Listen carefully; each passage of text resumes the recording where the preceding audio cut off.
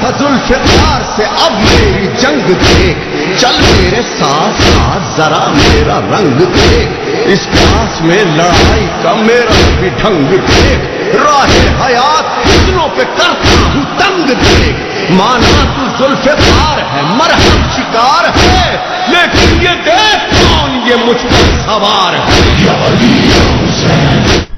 اعوذ باللہ من الشیطان اللعین الرجیم، بسم اللہ الرحمن الرحیم، الحمد للہ وکفی وسلام علی عبادہ الذین اصطفی۔ درود بھیجیے محمد و آلہ۔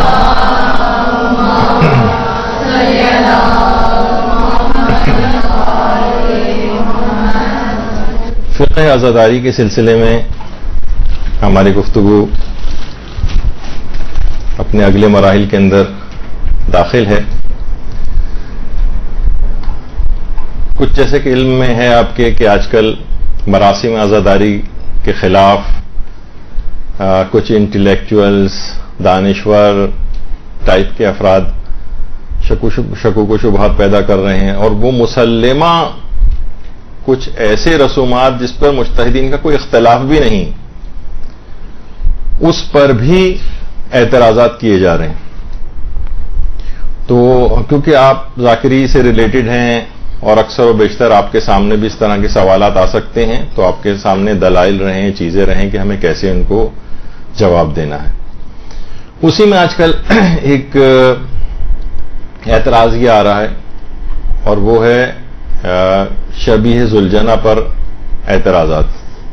اب دیکھیے، اسلام میں شروع ہی سے یادگاریں بنانے کا ایک طریقہ کار رائج رہا ہے، ہمیشہ سے رہا ہے۔ خود اگر حج کی بھی اگر آپ مثالیں اس کے اندر دیکھیں تو آپ نے دیکھا ہوگا کہ خانہ کعبہ کے صحن میں مقام ابراہیم کے نام سے ایک یادگار ہے۔ یہاں پر حضرت ابراہیم علیہ السلام نماز پڑھا کرتے تھے، اور اس شوکیس کے اندر جسے مقام ابراہیم کہا جاتا ہے، حضرت ابراہیم کے قدموں کے نشانات ہیں۔ یہ ایک یادگار ہے ان کی، اسی کے اوپر اب ایک شوکیس بنا دیا گیا جس کے اندر ان کے قدموں کے نشانات ہیں، اور پہلے زمانے میں بادشاہ حضرات وغیرہ لوگ وہ اسی کے اندر پانی بھر کر بھی تبرک کے طور پر پیا کرتے تھے۔ آج یہ جگہ مقام ابراہیم کہلاتی ہے، قرآن میں بھی اس کا تذکرہ آیا ہے، اور مسلمان اس کے پیچھے نمازوں کو ادا کرتے ہیں۔ یعنی حضرت ابراہیم کے نماز پڑھنے کی ایک یادگار قائم کی گئی۔ اسلام میں یادگاریں قائم کرنا یہ ایک الگ سے ایک حکم ہے۔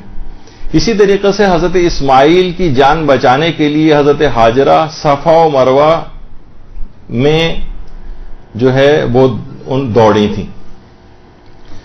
اب ان کی یادگار کے طور پر صحیح کی جگہ قرار دی گئی، اور یہ جو گرین لائٹس لگی ہوئی ہیں اوپر آپ کو نظر آ رہی ہیں، جس کو میلین اغزرین کہتے ہیں، یعنی یہاں سب ستون ہوا کرتے تھے کبھی، اب وہاں گرین لائٹس ہیں۔ یہاں پر مردوں کے لیے حکم ہے کہ وہ حضرت ہاجرہ کی شبیہ بن کر یہاں پر ہرولہ کریں، تیز تیز چلیں، یعنی بذات خود زندہ انسان بھی حضرت ہاجرہ کی شبیہ بنے اور یہاں پر تیز تیز چلیں، جس طریقے سے حضرت ہاجرہ یہاں پر دوڑی تھی۔ مردوں کے لیے ایک مستحب حکم ہے۔ تو اس طرح سے ارکان حج کے اندر بھی شبیہیں اور یادگاریں قائم کرنے کا ایک سلسلہ جاری ہوا۔ اچھا، صرف یہ دیکھیے، شبیہیں اور یادگاریں قائم کرنا یہ صرف مسلمانوں کے اندر ہی رائج نہیں، غیر مسلموں کے اندر بھی یادگاریں منائی جاتی ہیں۔ مثلا اگر آپ دیکھیں، عیسائی ایک بے جان صلیب جس کو کہا جاتا ہے، اس کو ایک نشان کے طور پر، ایک یادگار کے طور پر لگاتے ہیں۔ ان کے ہر گرجا گھر کے اوپر آپ کو یہ لگی ہوئی نظر آئے گی۔ عیسائیوں کی گردن کے اندر یہ صلیب آویزاں جو ہے وہ نظر آتی ہے۔ تو یہ اس طرح سے یادگاریں قائم کرنے کا صرف مسلمانوں یا شیعوں کے اندر ہی صرف یہ مسئلہ نہیں ہے، بلکہ غیر مسلم بھی اس کو اپنے طور پر یادگاریں قائم کرتے ہیں۔ اسی طرح سے حضرت اسماعیل کے ذبح کے جو واقعے کی یادگار ہے، اسی میں حضرت اسماعیل اور حضرت ابراہیم کی ذبح کی یادگار وہ جانور، اسی جانور کو ہر سال اس کی ایک شبیہ بنائی جاتی ہے، ایک جانور اس کی شبیہ کے طور پر لے کر آؤ، حکم ہے اس کو ذبح کرو۔ اب ظاہر ہے کہ اسلام نے ہندوؤں کی طرح سے اس جانور کی پوجا پاٹ کرنے سے تو منع کیا ہے، لیکن بہرحال اسلام یہ کا ایک مزاج ہے وہ کہ قابل تعریف صفات کسی بھی شخص کے اندر ہوں، کسی جانور کے اندر ہوں، حتیٰ کہ جمادات کے اندر ہوں، اسلام اس کی قدر شناسی کی تعریف کرتا ہے، اور انسان کی انسانیت اسے کسی حیوان کی قدر شناسی پر بھی مجبور کرتی. اب اصحاب کہف کا کتا اپنی اچھی صفات کی وجہ سے قرآن میں بھی اس کا تذکرہ آ گیا. اسی طرح سے ذوالجناح، جس کا اصلی نام کیا ہے اس پہ علماء کی ایک بحث ہے کہ بہت زیادہ جو معتبر منابع ہیں اس کے اندر لفظ ذوالجناح تو نہیں آیا ہے، البتہ مرتجز کے نام سے کتابوں کے اندر موجود ہے، اور البتہ معتبر منابع کے اندر، اور جو بہت کیونکہ کچھ زیارات ایسی ہیں جس میں امام حسین علیہ الصلوۃ والسلام، درود بھیجیے نا محمد علیہ محمد،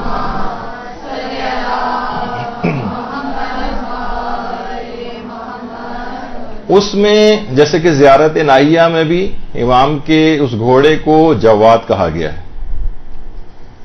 لیکن اصل نام اس کا مرتجز تھا. البتہ کچھ کتابیں اور ہیں مصائب وغیرہ کی، مثلا روضۃ الشہداء، اس کے اندر لفظ ذوالجناح بھی آیا.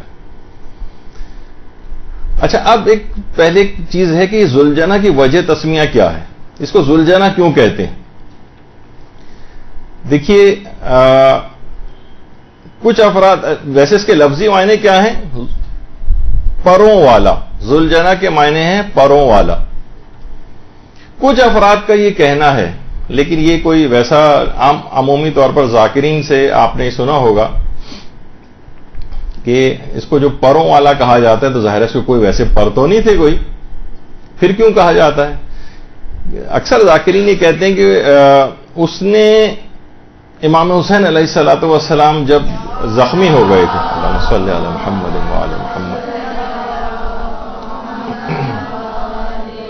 تو یہ امام حسین کے گرد چکر لگا رہا تھا اور اپنے جسم پر ان سب تیروں کو لے رہا تھا، تو اس کے جسم پر دائیں بائیں اطراف میں سب تیر پیوست تھے، اور اس طرح سے جس طرح ایک پر نما ایک اس کی ایک شکل ہو گئی تھی، جس طریقے سے ایک پر سے نکلے ہوئے جبکہ وہ تیر تھے، تو ایسا لگ رہا تھا. لیکن علماء نے کہا کہ نہیں، اس کی ایک اور وجہ ہے کہ اس کی ایک وجہ یہ ہے کہ یہ بہت زیادہ تیز رفتار تھا. دیکھیے گھوڑے کی صفات کے اندر سے بھی ایک چیز آتی ہے کہ ذوالجناح یعنی پروں والا، یعنی گویا جس طریقے سے اڑتا ہوا اتنا تیز رفتار جیسے گویا اڑ رہا ہو، اس وجہ سے اس کو ذوالجناح جو ہے کہا جانے لگا. تو گھوڑے کی جو صفات ہیں اس میں سے ایک صفت یہ کہ وہ اتنا تیز رفتار ہو کہ نہ تو دشمن اگر اس کے پیچھے لگ جائے تو وہ دشمن کے بھی قابو میں نہیں آئے، اور اگر دشمن بھاگ رہا ہو تو اس کا پیچھا بھی کر سکے.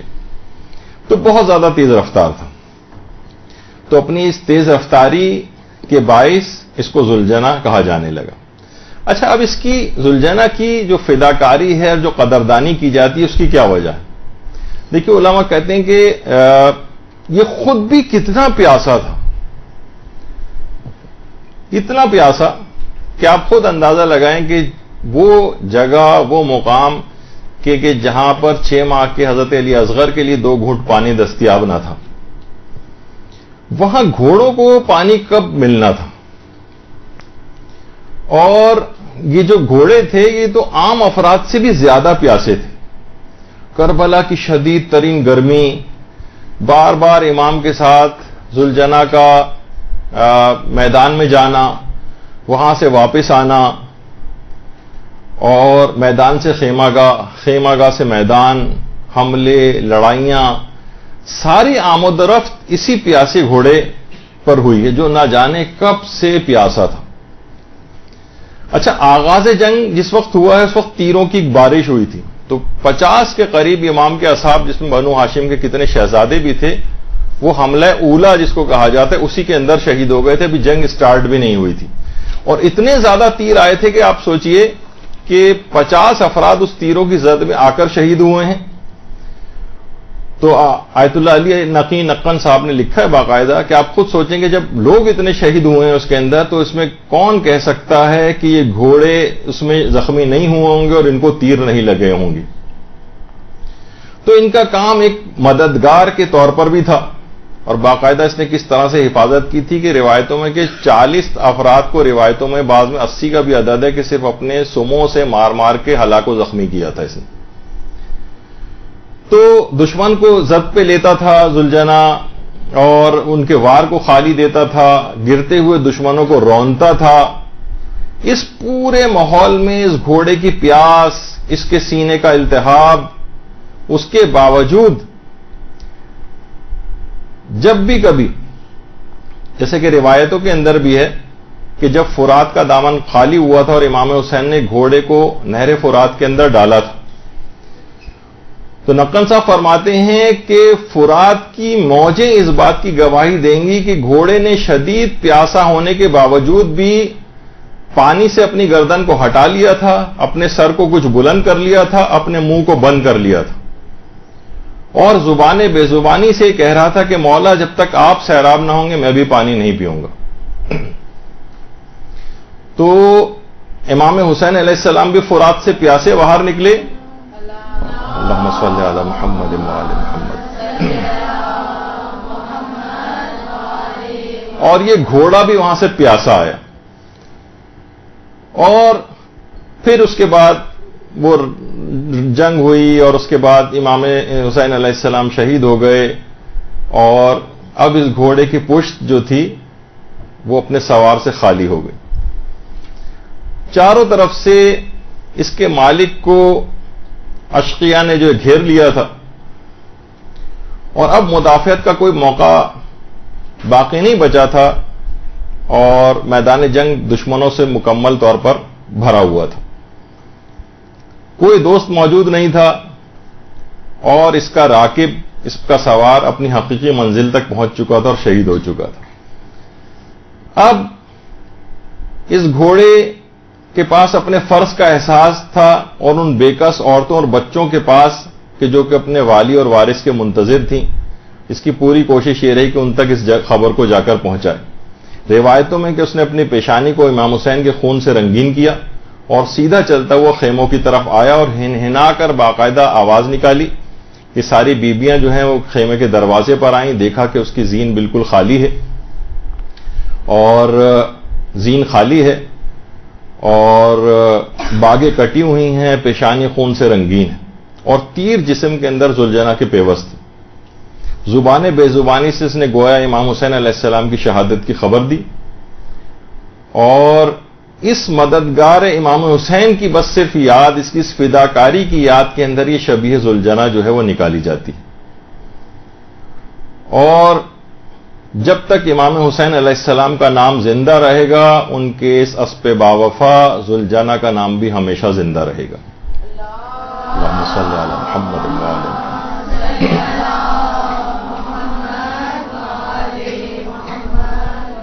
اس پر اعتراض کرنے والوں کے دل لگتا ہے کہ محبت سے خالی ہیں, عاطفت سے خالی ہیں, قدر شناسی کے جذبات کے ساتھ خالی ہیں. باقاعدہ آقا حسین انصاریان, ان کی جو مقتل سید الشہداء اس میں انہوں نے لکھا ہے کہ امام کی شہادت کے بعد اس نے اپنے لبوں سے امام کے جسم اقدس کے بوسے لیے تھے. باقاعدہ مقتل سید الشہداء میں آیت اللہ حسین انصاریان نے اس بات کو لکھا اور کافی دیر تک یہ امام کے جسم اطہر کا استشمام کرتا رہا, سونگتا رہا تھا ان کی شہادت کے بعد. اور امام زمانہ علیہ الصلوۃ والسلام نے بھی اللہم صلی علی محمد و آل محمد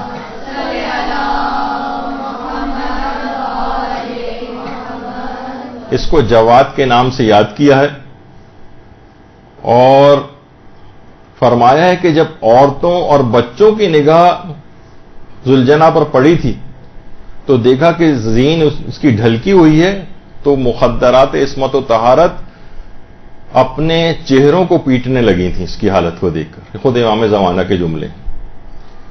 اور ناسخ التواریخ میں بھی ہے لکھا ہے کہ ذوالجنا نے خیموں کے سامنے اپنے سر کو زمین پر مار کر جان دے دی تھی. ایک روایت یہ بھی ہے. اور بعض روایتوں میں یہ بات بھی آئی ہے کہ اس کے بعد ذوالجنا نے دوڑنا شروع کیا اور یہ خیموں سے دوڑتا ہوا فرات کی طرف گیا اور اپنے آپ کو، اس کے پیچھے یزیدی افراد لگے ہوئے تھے کسی طریقے سے اس کو پکڑیں، لیکن یہ دوڑتا ہوا سیدھا فرات کی طرف گیا اور اس کے اندر اپنے آپ کو ڈبو کر اس نے جان دے دی. اور کچھ علماء کا یہ بھی نظریہ ہے کہ جب امام زمانہ علیہ السلام تشریف لائیں گے تو یہ دوبارہ ذوالجنا آئے گا. اللہم صلی علی محمد.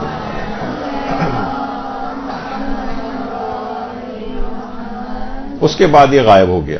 تو اس کے مختلف الگ الگ روایات میں ہے کہ اس کے بعد ذوالجنا کہاں گیا، تو اس کے لیے الگ الگ جو روایتیں ہیں بہرحال. تو اب دیکھیے یہ انہی کو کہا جاتا ہے نشانیاں غم امام حسین کے شعائر، جن کو کہا جاتا ہے شعائر حسینیہ. یہ نشانیاں، شاعر پچھلی دفعہ بھی گفتگو میں ذکر ہوا تھا، نشانیوں کو کہا جاتا ہے. نشانیوں کو دیکھ کر یاد آتا ہے کہ ایسے کیا چیز ہوئی تھی. دیکھیے آپ دنیا کو کیسے بتائیں گے پکڑ کر ایک شخص کو کہ 6 ماہ کے بچے کی شہادت ہوئی تھی، کس کو پکڑ کر آپ مصائب کو سنائیں گے. لیکن اگر صرف اور صرف لوگ اب کہنے لگیں کہ بھئی یہ شاعر بدعت ہیں، یہ نشانیاں جو ہیں بدعت ہیں، تو ان کو کہا جائے جیسے میں نے ابھی کہا کہ کیسے حضرت علی اصغر کی شہادت کو آپ دنیا کے سامنے پیش کریں گے. فقط جھولا نظر آئے گا اور کتنے ہی لاکھوں لوگ دیکھتے ہی سمجھ جائیں گے کہ امام کا کوئی بچہ تھا جو کہ اس جنگ کے اندر شہید ہوا ہے. شبیہیں بنانے کا ایک خاص علماء نے جو اس کی اجازتیں دی ہیں اور یہ مراسم کے اندر رائج ہیں، یہ ابس نہیں، ان کی بہت اس کے پیچھے فلسفی. تو دنیا کی فوراً سمجھ میں آ جائے گا. اور اس کے علاوہ جب یہی وجہ ہے کہ کتنے بہترین طریقے سے خود کربلا کے اندر جھولے وغیرہ نکالے جاتے ہیں، اور تاکہ ایک ویژول امپیکٹ ہوتا ہے، فوراً یاد آتا ہے کہ جھولا کس سے منسوب ہے، کون سا ظلم ہوا تھا، اچھا علی اصغر کس طرح سے شہید ہوا، اچھا اس طرح سے شہید ہوا. اشقیاء کی شقاوت اس سے ظاہر ہوتی.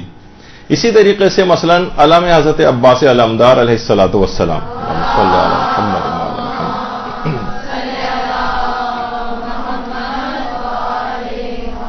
اس پہ لگے ہوئے پنجے، فوراً دماغ متوجہ ہوتا ہے کیوں ہے، اچھا یہ کٹے ہوئے ہاتھ ہیں، اچھا کس کے ہیں، کون تھا علمدار. یہ شبیہیں، یہ علم، یہ خود ایک داستان کو بیان کر دیتے ہیں اس وجہ سے. اسی طریقے سے مثلا جو ہم تابوت اٹھاتے ہیں، تابوت دیکھتے ہی ہر شخص کے دماغ میں آتا ہے کس کا تابوت ہے، کیا ہے، کیوں اٹھایا ہوا ہے، ہر شخص متوجہ ہوتا. تو یہاں تو ہمارے یہاں نہیں ہے، لیکن بہت سارے عرب دنیا کے اندر تو برداشت بھی نہیں کر سکتے کہ جسم میں پائمالی کے بعد حضرت قاسم وغیرہ کو گٹھڑی میں لانے کے جو واقعات ہیں، اس تک کی یادگاریں عرب دنیا کے اندر منائی جاتی.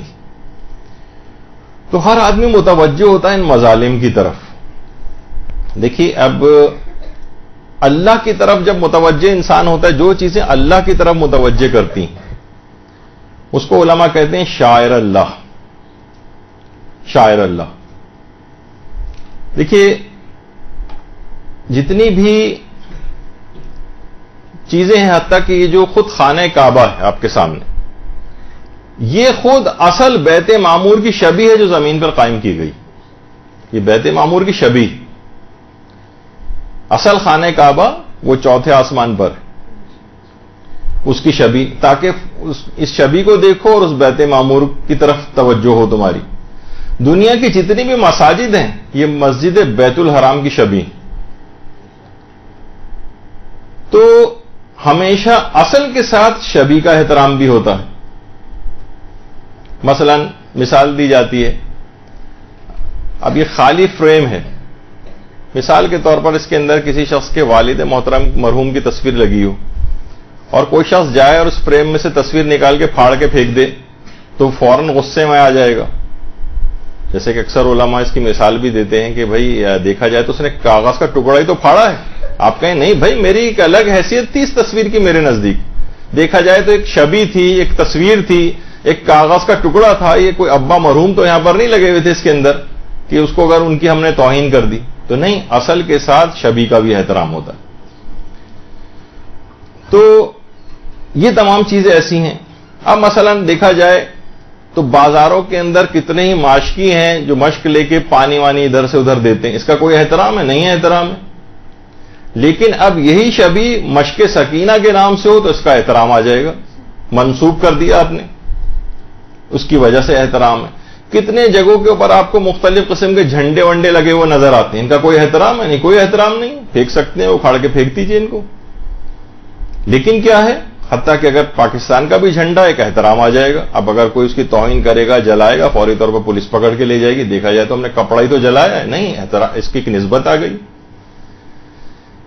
تو اسی طریقے سے عام جھنڈے کا احترام نہیں ہے, لیکن علم حضرت عباس کا ہم نے منسوب کر دیا کہ حضرت عباس سے نسبت اس کی آ گئی, اب اس کا ایک احترام آ گیا. اسی طرح سے عام گھوڑا ہے, کتنے گھوڑے آپ کو نظر آتے ہیں بازاروں کے اندر چلتے ہوئے, ٹانگوں میں چلتے ہوئے. ریس کورس کے اندر کتنے گھوڑے دوڑتے ہوئے نظر آ رہے ہیں آپ کو. ان کا کوئی احترام نہیں. کبھی آپ نے دیکھا کوئی ان کا جا کر احترام کرتا ہو؟ لیکن نہیں, جب گھوڑا امام حسین سے منسوب ہو جائے گا, شبیہ ان کی بن جائے گی, اب اس کا ایک احترام آ جائے گا. اچھا, لوگ اعتراض کرتے ہوئے کہتے ہیں بھائی یہ نسبت آپ نے خود ہی تو دی ہے, آپ کی دی گئی نسبت سے احترام کیسے آ گیا؟ جی ہاں, خود نسبت دینے سے بھی احترام آ جاتا ہے.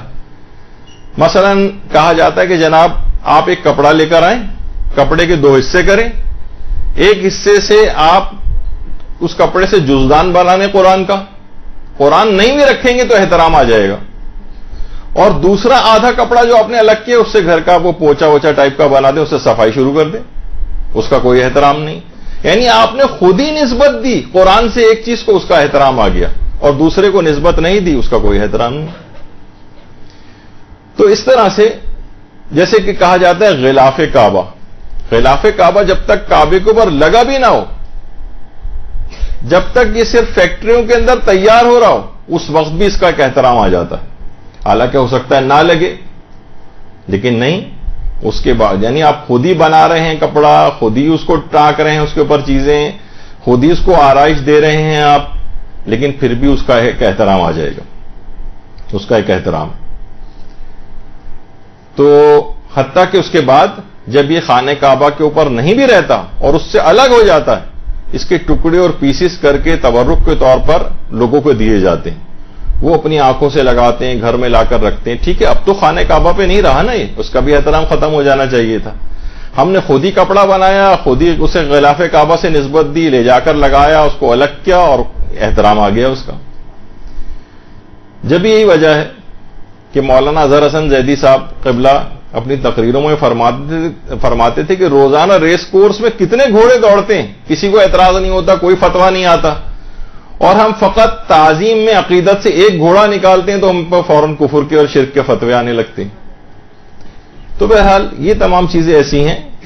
اور یہاں تک ہے کہ دیکھیے عام گھوڑا ایک الگ ہے, کوئی بھی شخص گھوڑا لے کے گھر میں پال سکتا ہے, لیکن اگر آپ نے نسبت دے کے ذوالجناح قرار دیا تو حکومت پاکستان کی طرف سے اس کا ایک لائسنس لینا پڑتا ہے.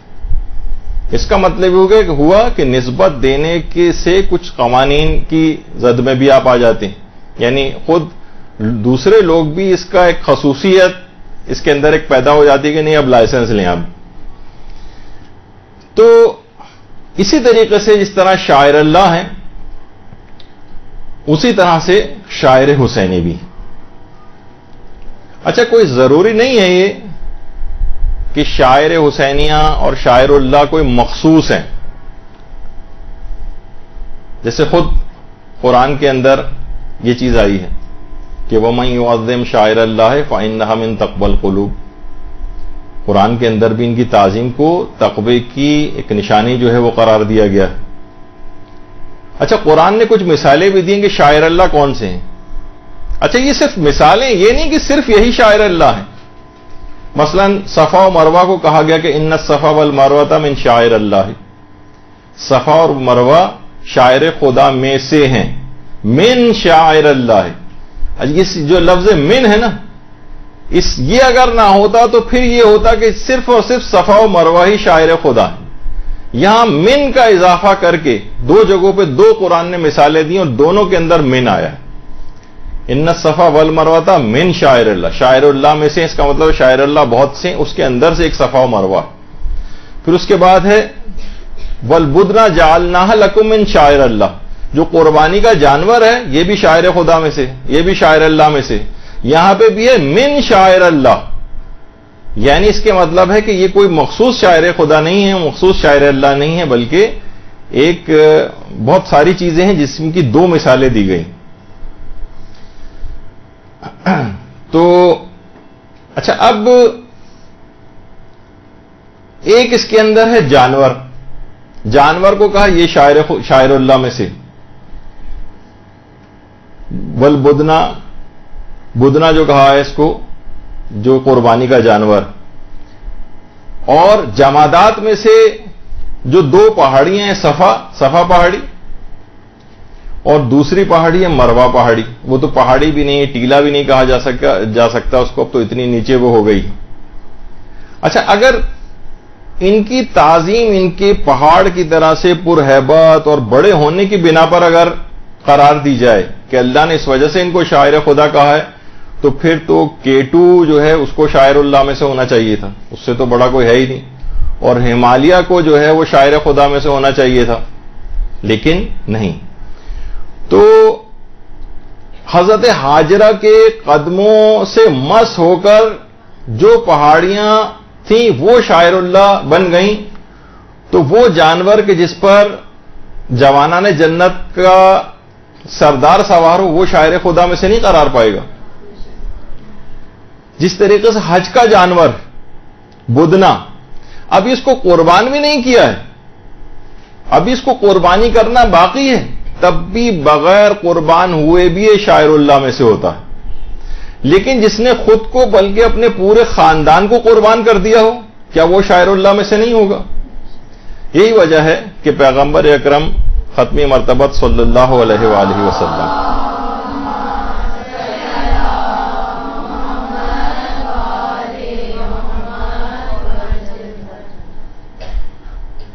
پیغمبر اسلام جو امام حسن اور امام حسین کے بوسے لیا کرتے تھے، کیا وہ نانا ہونے کی وجہ سے لیتے تھے؟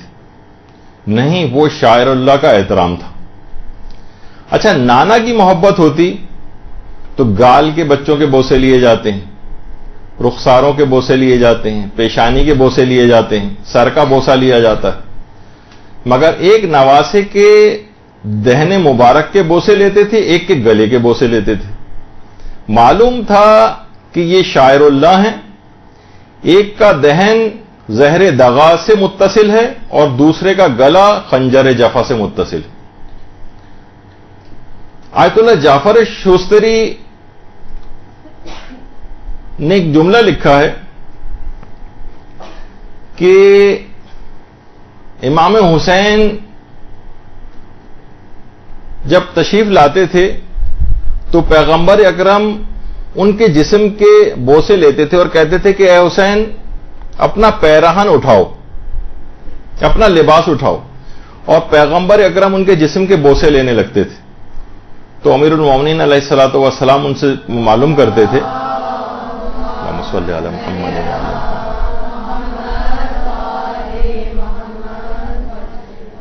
کہ یا رسول اللہ اس کی کیا وجہ ہے کہ آپ جسم سے لباس اٹھا کے حسین کے جسم کے بوسے لیتے ہیں؟ کہا کہ ہاں، جہاں جہاں تلواروں کی ضربیں لگیں گی وہاں وہاں کے میں بوسے لیتا ہوں. تو یہ عمل فقط ایک نانا کی محبت کا اظہار نہیں تھا، بلکہ امت کو شاعر کا احترام سکھانا مقصود تھا. اچھا، آپ علماء فرماتے ہیں کہ دیکھیے جو خلیل خدا کی قربانی تھی، خلیل خدا کی قربانی،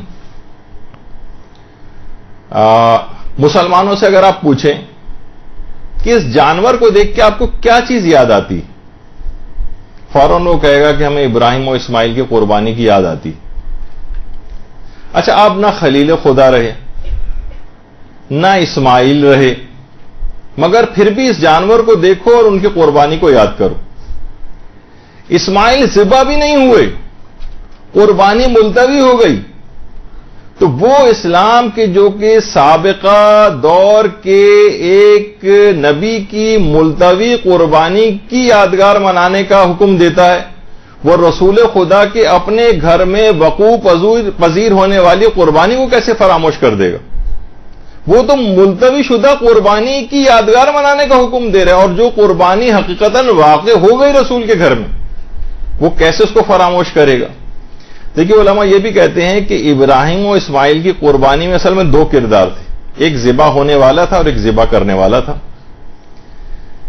ایک قربان ہو رہا تھا اور ایک قربان کر رہا تھا، دو چیزیں تھیں نا۔ اچھا، خود امام حسین علیہ السلام دونوں کردار بیک وقت امام کے اندر موجود تھے، امام خلیل بھی تھے اور بیک وقت ذبیح بھی تھے۔ ذبیح رسول اللہ کی نسبت سے تھے، ذبیح رسول اللہ کی نسبت سے تھے، اور خلیل جو تھے وہ حضرت علی اکبر علیہ السلام کی قربانی انہوں نے پیش کی، اور حضرت علی اصغر علیہ السلام کی قربانی انہوں نے پیش کی۔ تو خلیل بھی تھے اور ذبیح بھی تھے، یعنی ان کی قربانی خلیل بن کر پیش کی، اور اسماعیل کی مانند امام خود بھی ذبح ہو گئے۔ اور یہ جانور بھی جو اب ذبح ہو رہا ہے، اور یہ گوسفند جو حضرت اسماعیل کی شبیہ ہے، یہ اصل میں اسی گوسفند کی شبیہ ہے جو حضرت اسماعیل نے جس کو ذبح کیا تھا۔ تو اس کا احترام کیوں ہے، اس کی توہین کیوں نہیں کر سکتے جو ہم حج پہ قربانی کرتے ہیں اور جو بقرعید کی مستحب قربانی کرتے ہیں کہ اس جانور نے ایک نبی زادے کی جان بچائی۔ تو جو بھی نبی زادے کی جان بچائے وہ شاعر اللہ میں داخل ہو جاتا۔ تو ذوالجنہ نے رسول اللہ کے نواسے کی آخری وقت تک جان بچائی، آخری وقت تک۔ یہ وفادار جانور نہ جانے کب سے پیاسا تھا، امام شہید ہو گئے، خود وہ حوض کوثر سے سیراب ہو گئے، مگر یہ امام کے بعد بھی پیاسا رہا، اور آخر وقت تک ان کی جان بچاتا رہا، یہاں تک کہ اپنے پاؤں سے اشقیاء کو کچلتا رہا۔ تو اب ایک یاد رکھیے کہ اب کوئی جانور اگر نبی زادے کی جان بچائے تو وہ یاد رکھنے کے قابل ہے۔ ہم وفادار ہیں، ہم ایسے جانور کو بھی یاد رکھیں گے جو آل رسول کے کام آیا ہے، اور ہم ہر اس انسان کو بھلا دیں گے جو آل رسول کے کام نہیں آیا۔ اللہم صلی علی محمد وعلی محمد۔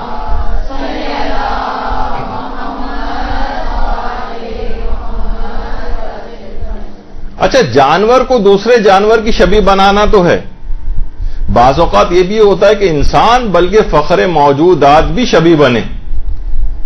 پیغمبر اسلام ناقے کی شبیہ بن کر اپنی پشت پر حسنین کو سوار نہیں کراتے تھے، اور جب حضرت عمر نے کہا تھا کہ کیسی اچھی سواری ہے شہزادو تمہاری، تو پیغمبر نے کیا فرمایا تھا، یہ بھی تو دیکھو کہ سوار کتنے اچھے ہیں۔ خیر، تو اب غیروں کو تو چھوڑیے، اپنے افراد بھی اس شبیہ ذوالجنہ کے اوپر اعتراضات کرتے نظر آ رہے ہیں۔ تو چند ایک اعتراضات آپ کے سامنے پیش ہو جائیں۔ پہلا تو اعتراض یہ ہے کہ یہ صرف انڈیا اور پاکستان کے اندر اس کی شبیہ منائی جاتی ہے، ایران عراق وغیرہ میں تو ہم نے کبھی نہیں دیکھا۔ لوگوں کا عام طور پر ایک اعتراض ہوتا ہے۔ سب سے پہلے تو یہ بات یاد رکھ لیجئے کہ ایران اور عراق میں کسی رسم کا ہونا نہ ہونا یہ کوئی معیار نہیں۔ کتنی ایسی چیزیں جو ایران عراق میں نہیں ہوتی ہمارے یہاں ہوتی ہیں، اور کتنی ایسی چیزیں جو وہاں ہوتی ہیں اور یہاں پر نہیں ہوتی۔ اس میں ہماری گفتگو ہو چکی ہے پچھلی مرتبہ کہ عرف مختلف ہوتے ہیں، عرف کے معیارات الگ الگ ہیں، عرف کی رسومات الگ ہیں۔ ہو سکتا ہے ایک جگہ کے اوپر ایک رسم جو ہے وہ اچھی سمجھی جائے، دوسری جگہ پہ صحیح نہ سمجھی جائے، معیوب سمجھی جائے، ایک جگہ پہ کچھ الگ حکم ہو، دوسری جگہ پہ کوئی الگ حکم ہو۔ یہ پچھلی دفعہ آ چکا، تو یہ کوئی معیار نہیں ہے۔ اچھا دیکھیے، ہمارے ہاں کچھ رسومات بہرحال ان علاقوں سے زیادہ نظر آتی ہیں بظاہر، تو علماء فرماتے دیکھیے اس کی کچھ نفسیاتی وجوہات بھی، نفسیاتی وجوہات۔ دیکھیے نفسیاتی وجہ یہ کہ خود ایران کے اندر ائمہ کی اوریجنل قبریں موجود ہیں، اوریجنل روضے موجود ہیں۔ عراق میں بھی ایسا ہی ہے، کتنے ہی ائمہ کی قبور ہیں، روضے ہیں۔ تو وہاں کے عوام ان کو ایک جذبات کے اظہار کا ایک آؤٹ لیٹ کی ایک جگہ ہے، وہ جہاں اپنے غم کے جذبات کا اظہار کرتے ہیں، امام سے توسل کرتے ہیں، اوریجنل قبریں وہاں پر موجود ہیں۔ تو وہاں پر اگر کوئی بہت زیادہ رسومات نظر بھی نہ آئیں تو اس کی ایک وجہ ہے کہ ان کے پاس اوریجنل چیزیں موجود ہیں۔ ہمارے ان علاقوں کے اندر امام کی کوئی قبر نہیں ہے، کوئی ان سے منسوب جگہ نہیں ہے۔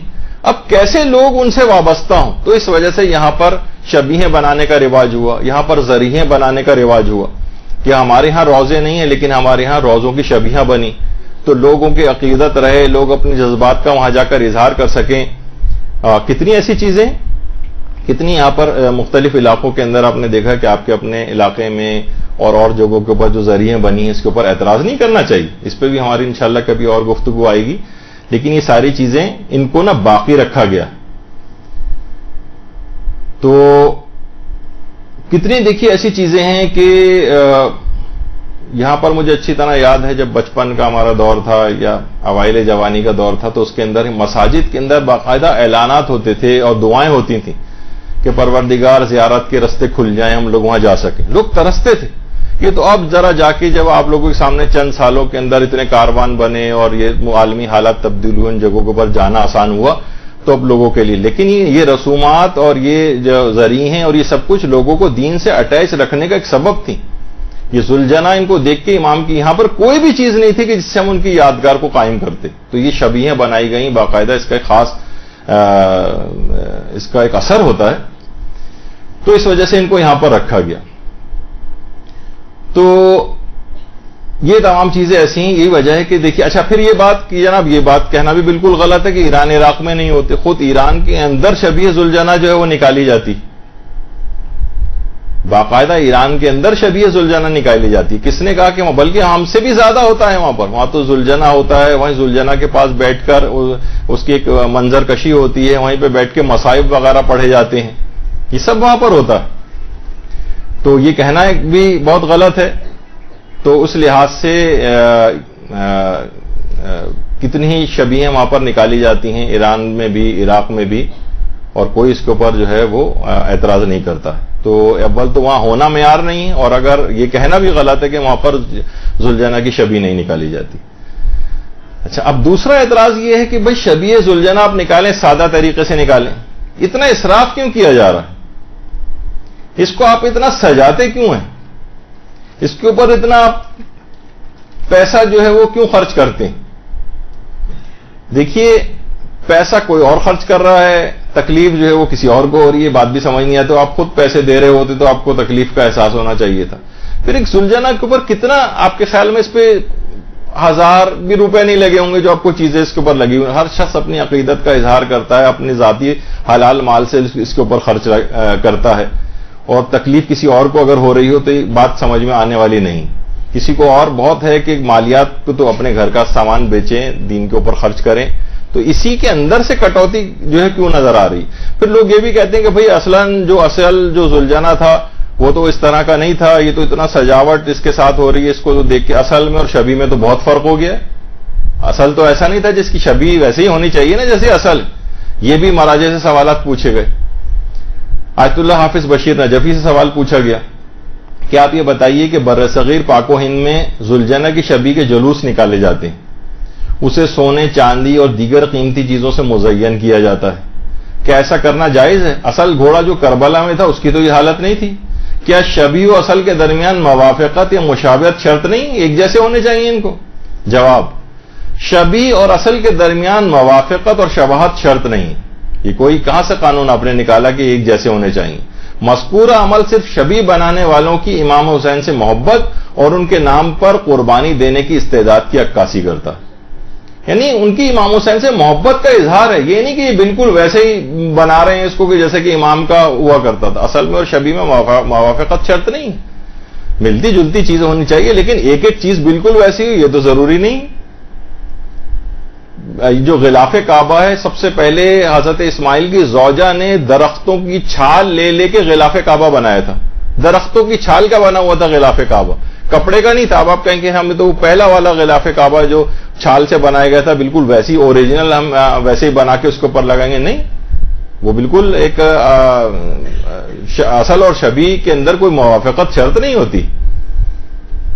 تو یہ والا ایک اعتراض جو کہ بالکل ایک لحاظ سے ایک ویلڈ اعتراض نہیں ہے، لوگ اپنی مرضی سے اپنا حلال مال اس کے اوپر لگاتے ہیں۔ دیکھیے ائمہ کے قبور کے اوپر کتنا زیادہ پیسہ جو ہے لوگ آج کل اس پر بھی اعتراض ہونے لگا ہے، تو ہندوؤں کی طرح سے چڑھاوے چڑھانے والی بات ہوگی. تو آج کل لوگ ہندوؤں کے اندر بہت پی ایچ ڈی کیا ہوا ہے لوگوں نے، ان کی رسومات، بھائی اپنی بھی آپ کی رسومات ہیں، اپنے بھی آپ کے طور طریقے ہیں. تو ائمہ کے قبور پر لوگ پیسے بھی لے جا کر ڈالتے ہیں. ہم دیکھتے ہیں زری کے اندر کتنے پیسے پڑے ہوئے ہوتے ہیں، حتیٰ کہ عورتیں اپنے زیورات تک زریوں کے اندر ڈالتی ہیں. اور اتنا زیادہ پیسہ وہاں پر اس لحاظ سے اکٹھا ہوتا ہے ائمہ کی زری پر کہ ایک زمانہ گزرا ہے کہ جب حکومت ایران اپنی ضرورتوں کے لیے جب جنگ وغیرہ ہو رہی تھی وہاں پر اس پہ مسلط کی گئی تھی، تو امام رضا علیہ الصلوۃ والسلام کے روضے سے قرض لیا جاتا تھا.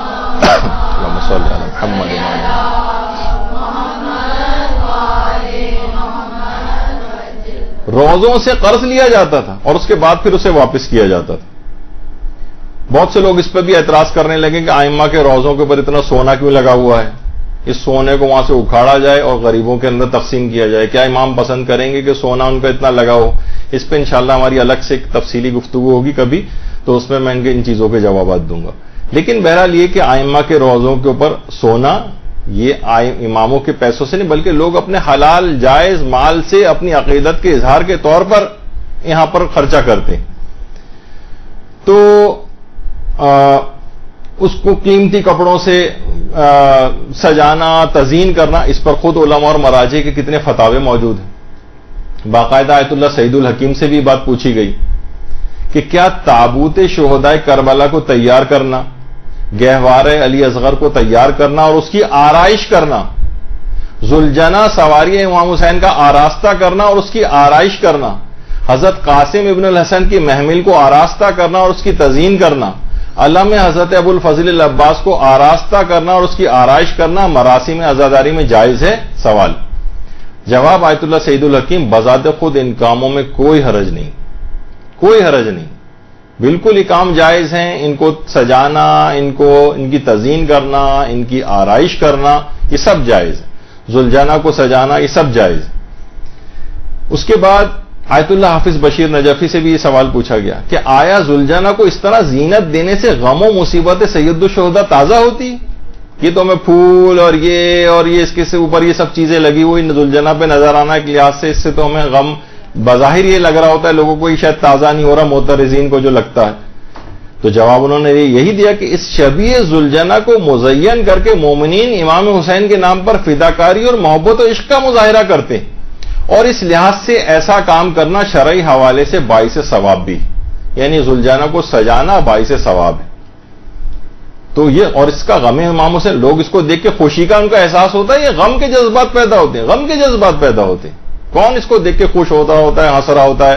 نہیں، ایسا کچھ نہیں ہوتا ہے. یاد آتی ہے امام کی، اور یہ اپنے جذبات کا اظہار. ہم اس کو کیا اس طرح سے رکھتے ہیں؟ اگر امام کا گھوڑا نظر آتا ہم اس کی صفائی کرتے ہیں، اس کو اچھی سی چیزیں اس کے اوپر جا کے اپنے محبتوں کے اظہار کے طریقے ہیں، اس پہ لوگوں کو روکنا یہ اچھا نہیں. اسی طرح سے دو مراجع اور ہیں، آیت اللہ نوری حمدانی اور آیت اللہ شیخ جواد تبریزی. انہوں نے بھی یہ کہا کہ شبیہ ذوالجناح پر چادریں چڑھانا اور اسے سجانا بالکل جائز ہے. حتیٰ کہ ان سے یہ کہا گیا کہ چادر اور یہ زیورات سے، بلکہ بہت سے افراد تو زیورات تک ذوالجناح کے اوپر چڑھاتے ہیں. انہوں نے کہا کوئی حرج نہیں، اشکال نہ دارد. آیت اللہ جواد تبریزی نے کہا اور آیت اللہ نوری حمدانی نے فرمایا کہ طبق متعارف اشکال نہ دارد، یعنی جس طرح نارملی عام طور پر سجایا جاتا ہے جن علاقوں میں جس انداز سے اسی طرح سجائیں، کوئی حرج نہیں. باقاعدہ علماء اور مراجع کے استفتاءات ہیں. اور آیت اللہ سیستانی کے جو نمائندے جو باقاعدہ سوالوں کے جو ہیئت استفتاء کے اندر ہیں اور سوالوں کے جوابات، بلکہ اس کے ہیڈ ہیں آغا مرتضی مہری، تو ان سے باقاعدہ بہت سے لوگ بھی کہنے لگے ہیں بھائی یہ تو جائز نہیں ہے، حرام ہے. تو یہ سوال ان سے پوچھا گیا کہ کیا آیت اللہ سیستانی کے نزدیک مراسم عزاداری میں شہدائے کربلا کے تابوت، علی اصغر کا جھولا، حضرت قاسم کی محمل، ذوالجناح امام حسین، علم حضرت عباس کو بنانا اور آراستہ کرنا، اسے سجانا حرام ہے؟ جواب ہے ان چیزوں کے حرام ہونے کی کوئی دلیل نہیں. یہ کس طرح سے لوگ کہہ رہے ہیں کہ بھئی یہ چیزیں حرام؟ کیا دلیل ہے آپ کے پاس؟ نہیں، ایسا کچھ نہیں. تو یہ تمام چیزیں بہت ہی عجیب و غریب آج کل ہونا شروع ہو گئی ہیں. تو ان کو یہ بھی ایک اعتراض ہے، انہیں اتنا آراستہ کرنے کی کیا ضرورت ہے؟ نہیں، اس سے یہ محبت اور عشق کے جذبات کا اظہار کیا جاتا ہے. اور آپ نے دیکھا کہ علماء فرماتے ہیں کہ باعث ثواب بھی.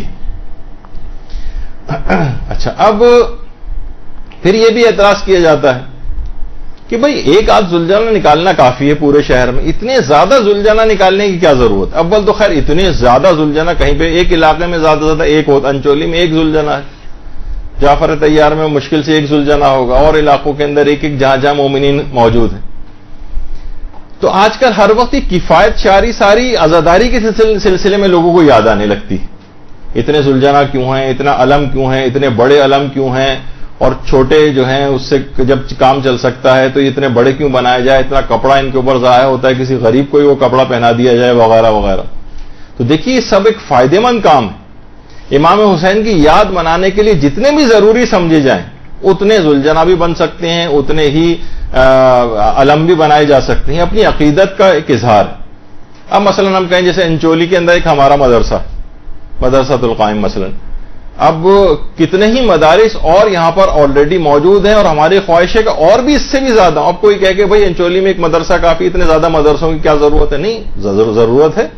جتنے بھی اسلام کی شوکت کا اظہار ہو، جتنے بھی وہاں پر طالب علم پڑھیں، جتنے بھی ہر جگہ ہر گلی کے اندر ایک اگر چھوٹا سا ایک مدرسہ بن جائے، لوگ بعض اوقات اتنی دور نہیں آ سکتے کہ انچولی کے بالکل کارنر پہ رہتا ہے، یہاں آنا میں اس کو مشکل ہے، اپنے گھر کے قریب کوئی مدرسہ ہو، تو جتنے بھی ہوں اتنے ہی زیادہ اچھے ہیں۔ اچھا، بعض اوقات ایک نعرہ سننے میں آتا ہے بھائی ایک مرکز ہونا چاہیے۔ میں اس لحاظ سے کہہ رہا ہوں بھی کہ ہمارے دینی اور وہ جو مختلف مراکز ہیں، بعض اوقات علماء کہتے ہیں کہ نہیں، مراکز بھی ایک سے زیادہ ہونے چاہیے۔ بعض اوقات یہ ہوتا ہے کہ دشمن اپنی ساری فورس لگا کے ایک جگہ پہ ایک مرکز کو ختم کر دیتا ہے، تو اگر کئی مراکز ہوں تو دوسرا مرکز اس کی جگہ کو سنبھال لیتا ہے۔ مثلا جیسے کہ حوض علمیہ ہمارا قوم ہے، ماشاءاللہ سے کیا بہار ہے، کتنے لاکھوں علماء وہاں پر تیار ہو کے نکل چکے ہیں اور نکل رہے ہیں اور انشاءاللہ نکلتے رہیں گے وہاں سے۔ تو علماء کے جو وہاں دیکھیں کتنے زبردست علماء کے وہاں پر درس خارج، علماء کی ایک بہار ہے جو کہ قوم کے اندر نظر آ رہی۔ اسی طریقے سے یعنی کبھی ایک زمانہ تھا یہیں پر آیت اللہ سید محمد رضا گل پائگانی تقریباً ایک جوانی کا ان کا دور تھا، اسی معصومہ قوم کے صحنوں میں جو ہے وہ درس دیا کرتے تھے۔ اسی طریقے سے نجف اشرف ہے ہمارا، نجف میں علماء کے اس طرح سے دروس ہوتے تھے، اور آیت اللہ خوئی وہاں پہ مسجد خضرا کے اندر جو ہے وہ درس دیا کرتے تھے۔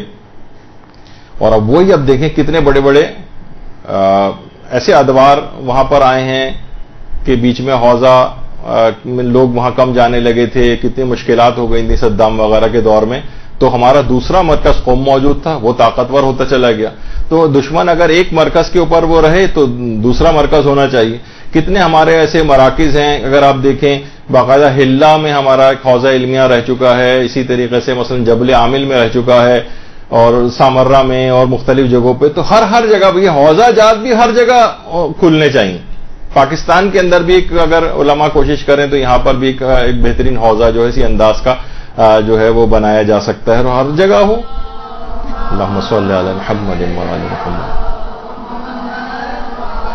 ایک زمانہ تھا کراچی شہر کے اندر صرف ایک کیسٹ لائبریری ہوتی تھی، نجفی کیسٹ لائبریری، ماشاءاللہ ابھی بھی موجود ہے اور کام کر رہی ہے وہ۔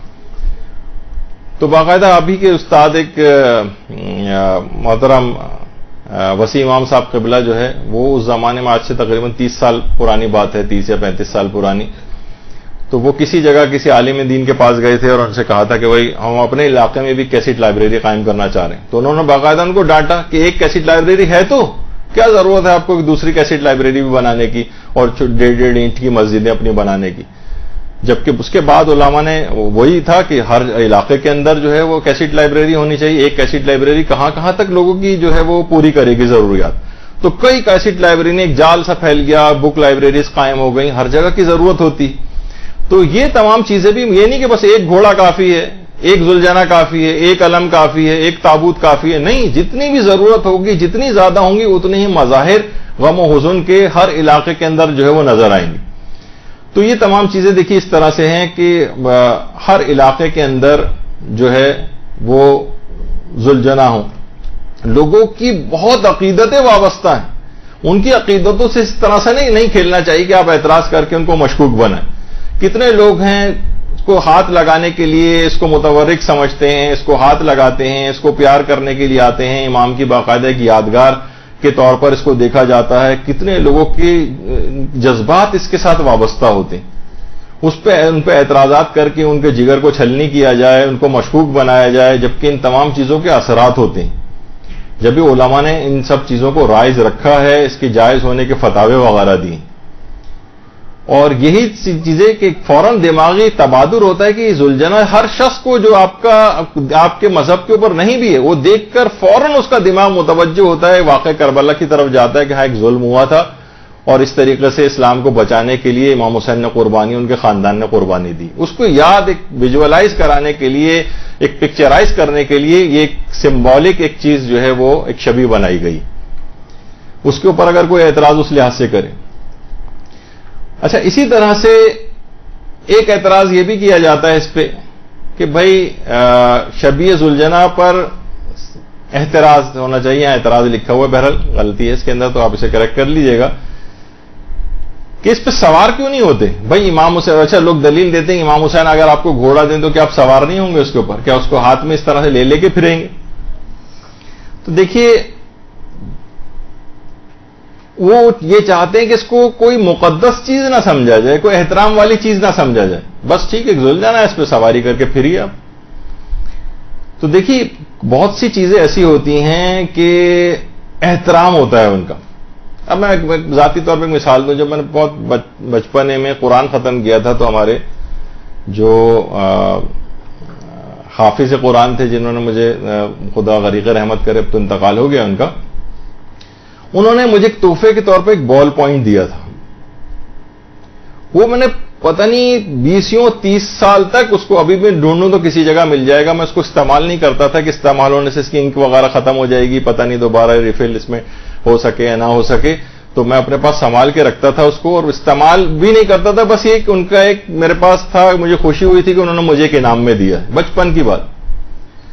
تو کتنی چیزیں دیکھیے ایسی ہیں کہ وہ احترام کے طور پر اس کے اوپر ذوالجناح پہ سواری نہیں ہوتی. جیسے کہ معالج سبتین کتاب کے اندر بھی علامہ مازندرانی نے بھی لکھا ہے، اسرار الشہادات کے اندر بھی جو ہے یہ بات آئی ہے، ریاض المصائب میں بھی ہے علامہ تنکابنی کی، کہ مرتجز جو تھا ذوالجناح، اس نے شہادت امام حسین علیہ السلام کے بعد کسی کو اپنی پیٹھ پر سوار ہونے نہیں دیا تھا، اور 40 سے زیادہ لوگوں کو ہلاک و زخمی کیا تھا. یعنی خود اس نے بھی اپنی کسی پیٹھ پہ کسی کو سوار نہیں ہونے دیا. بحور الغمہ جو کتاب، اس کے اندر بھی ہے کہ حضرت عباس کے گھوڑے نے بھی حضرت عباس علیہ الصلوۃ والسلام کی شہادت کے بعد کسی کو اپنی پشت پر سوار نہیں ہونے دیا تھا. اچھا، یہ اس کا کہ لوگ اس کو چیزوں کو تبرک کے طور پر سمجھتے تھے، اور جیسے کہ سیرت حلبیہ میں بھی ہے کہ رسول کے ایک صحابی تھے عقبہ بن عامر، پیغمبر اسلام کی سواری پر انہوں نے سوار ہونے سے منع کر دیا تھا روایتوں میں، احترام کی بنا پر، کہ پیغمبر اس کے اوپر بیٹھتے میں کیسے سوار ہو جاؤں. پھر باقاعدہ رسول اللہ نے اجازت دی، بلکہ حکم دیا کہ سواری کرو، پھر وہ اس کے اوپر سوار ہو. تو ایک احترام ہے.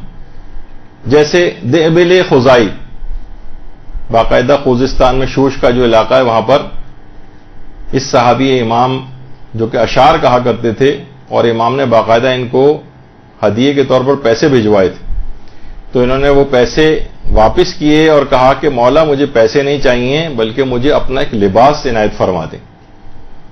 تو امام نے لباس بھی عطا کیا اور وہ پیسے بھی ان کو دیے. اب دیبل خزائی جو تھے، یہ اپنے پاس اس لباس کو رکھتے تھے. مثلا آپ ہی کو کہا جائے کہ اگر آپ کو امام کوئی لباس دیں تو کیا آپ اس کو خوب پہن کے میلا ویلا کر کے اسے خراب وراب کریں گے؟ نہیں، آپ سنبھال کے حفاظت سے رکھیں گے. بہت ہوا تو نماز کے وقت پہ انسان پہن لے گا، پھر اس کے بعد اس کو حفاظت سے رکھے گا کہ کہیں اس کی کوئی بہترامی نہ ہو. تو دماغ کے میں ایک چیز آتی ہے کہ بطور تبرک اور اس کے احترام کے لحاظ سے، اب یہ تمام جو افراد ہیں، ان کے بات ایک چیز سمجھ میں نہیں آئی ہے. یہ دیبل خزائی کا خیر وہاں پر مقبرہ ہے، تو کہ تمام افراد کو صرف اور صرف اس کا ایک خاص احترام ہے شبیہ ذوالجناح کا. مومنین کو فقط اسی ذوالجناح، شبیہ ذوالجناح پر سواری کرنی رہ گئی. اور کیا گھوڑے اور نہیں کہ اگر آپ کو بہت ہی زیادہ گھوڑ سواری کا شوق ہے تو آپ کسی اور گھوڑے کے اوپر سوار ہو جائیے. نہیں، اسی کے اوپر ہی سواری کرنی. تو یہ چیزیں احترام کے منافی ہیں. ہر وہ چیز جو امام کی ان چیزوں کے احترام کے منافی ہو، اس سے احتراز کرنا لازم ہے. اس پہ بھی علماء نے فتاوے دی. تو اچھا، کچھ لوگوں کا یہ بھی کہنا ہے اب دیکھیں کیسے کیسے اعتراض ہیں. ذوالجنہ کی اہمیت امام کی زندگی کی حد تک تھی, ان کی شہادت کے بعد تو وہ ایک عام گھوڑا بن گیا تھا, یعنی پھر اس کے بعد کوئی احترام نہیں تھا اس کا. دیکھیں اگر اس بات کو مان لیا جائے, اس بات کو اگر مان لیا جائے کہ اس امام کی زندگی کی حد تک اس کا احترام تھا, اگر بالفرض وہ احترام مانا جائے, ایک ورنہ اس کے بعد ایک عام گھوڑا بن گیا تھا, تو پھر جب خانہ کعبہ کے جو غلاف کے ٹکڑے جب تک خانہ کعبہ تک لگے تب تک احترام ہے, اس کے بعد کیوں ان کا احترام ہے؟ لوگ باقاعدہ لے کے جن کو ٹکڑا ملتا ہے اس کو فریم کر کے گھر میں لگاتے ہیں, اس کو خاص احترام سے رکھتے ہیں, اس کی خاص زیارت ہوتی ہے, لوگ اسے لے لے کے چومتے ہیں. تو یہ تو فطرت انسانی میں اتنا گھٹیا اعتراض ہے کہ اس پہ تو مزید بات کرنی بھی ایک فضول ہے کہ صرف اس وقت تک احترام ان کا تھا جب تک وہ تھے. اس کا مطلب یہ تھا کہ پیغمبر اسلام کے انتقال کے بعد ان سے وابستہ جتنی چیزیں سب کا احترام ختم ہو گیا تھا. پیغمبر کی اونٹنی کا کوئی احترام نہیں تھا, پیغمبر کے حجروں کا کوئی احترام نہیں تھا, پیغمبر کے لباس کا کوئی احترام باقی نہیں تھا. جب تک رسول اللہ کے صحابی تھے, جب صحابی رسول کی وجہ سے صحابی تھے نا, تب تک رسول کے صحابیوں کا احترام تھا. جیسے رسول کا انتقال ہوا, دنیا سے پردہ فرمایا, اس کے بعد صحابہ کا بھی احترام ختم ہو گیا. یہ تو نہیں, انتہائی فضول قسم کی اور حیرت انگیز طور پر اس اعتراض کو اس شخص نے ایک شیعہ منحرف عالم دین جو کہ منحرف ہو کر وہابی مذہب جنہوں نے اختیار کر لیا, اس نے اپنی کتاب کے اندر یہ والا اعتراض کیا کہ اس وقت تک احترام تھا, اس کے بعد کیا احترام. اچھا, اب کچھ چیزیں ایسی ہیں وہ ابھی آگے چل کر ویسے آخر میں وہ پیش کروں گا. وہ یہ ہے کہ عام طور پر ایک اعتراض کیا جاتا ہے, بھائی یہ کیا آپ نے پوجا پاٹ ٹائپ کی چیز شروع کر دی ہے, اور یہ کہ لوگ ذوالجنہ کے کان میں جا کر اپنی دعائیں کہتے ہیں. دیکھیے سب سے پہلی بات تو یہ ہے کہ کوئی بھی ذوالجنہ سے کوئی دعا نہیں مانگتا, دعا اللہ ہی سے مانگی جاتی. بہتر ہے کہ میں اس پہ خود کچھ نہ کہوں, اور ہمارے مولانا محترم شہریار رضا عابدی نے اس پہ تھوڑا سا کلام کیا ہے, تو وہ آپ ذرا وہ سن لیجئے, وہ خاطر خواہ انہوں نے جواب دیا اس کا. تیرے لیے ہر دعا, تیرے لیے ہر صدا جاری رہے گی صدا. بعض دفعہ سوال ہوتا ہے کہ کیا فائدہ ہے جھولے اور تابوت کا؟ بالکل فائدہ ہے. ہم میں سے کوئی بھی شیعہ نہ ذوالجنہ کو, نہ جھولے کو, نہ تابوت کو, نہ علم کو خدا نہیں سمجھتا, امام نہیں سمجھتا. ہم ان چیزوں سے کبھی بھی نہیں مانگتے. ہاں ان کو چھوتے ہیں تبرکاً, مانگتے نہیں ہیں. ہم کوئی نہیں مانگتا شیعہ, کسی کو دنیا میں نہیں دیکھیں گے. حتیٰ اگر علم ہاتھ میں ہے تو بالکل وہی کیفیت ہوتی ہے جب خانہ کعبہ کا پردہ ہاتھ میں ہوتا ہے. پردے سے کوئی نہیں مانگتا, پردے سے مانگنا شرک ہے. حتیٰ خانہ کعبہ کی دیوار سے مانگنا شرک ہے. خانہ کعبہ کو شرک سجدہ کرنا گناہ ہے, حرام ہے بلا شک. خانہ کعبہ ڈائریکشن ہے, خانہ کعبہ متبرک, اس سے تبرک کا برکت لیتے ہیں, تبرک برکت دیتے ہیں.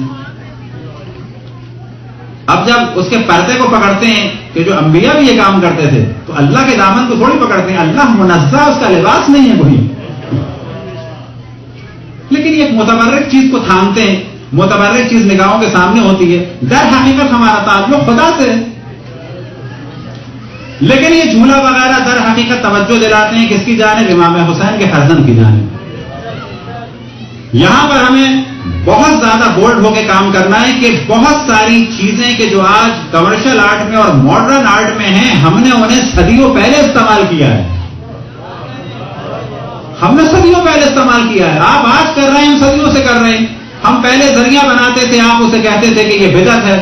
آج ہر دکان میں مکے مدینے میں ذریعہ موجود ہے, یعنی خانہ کعبہ کا ماڈل. آج ذریعے موجود ہیں, یعنی مسجد نبوی کا ماڈل. وہ پلاسٹک کا بھی ہے, وہ سلور کا بھی ہے, وہ اور مختلف میٹلز کا بھی ہے. ہم مشرک تھے نہ, اب آپ مشرک ہو گئے.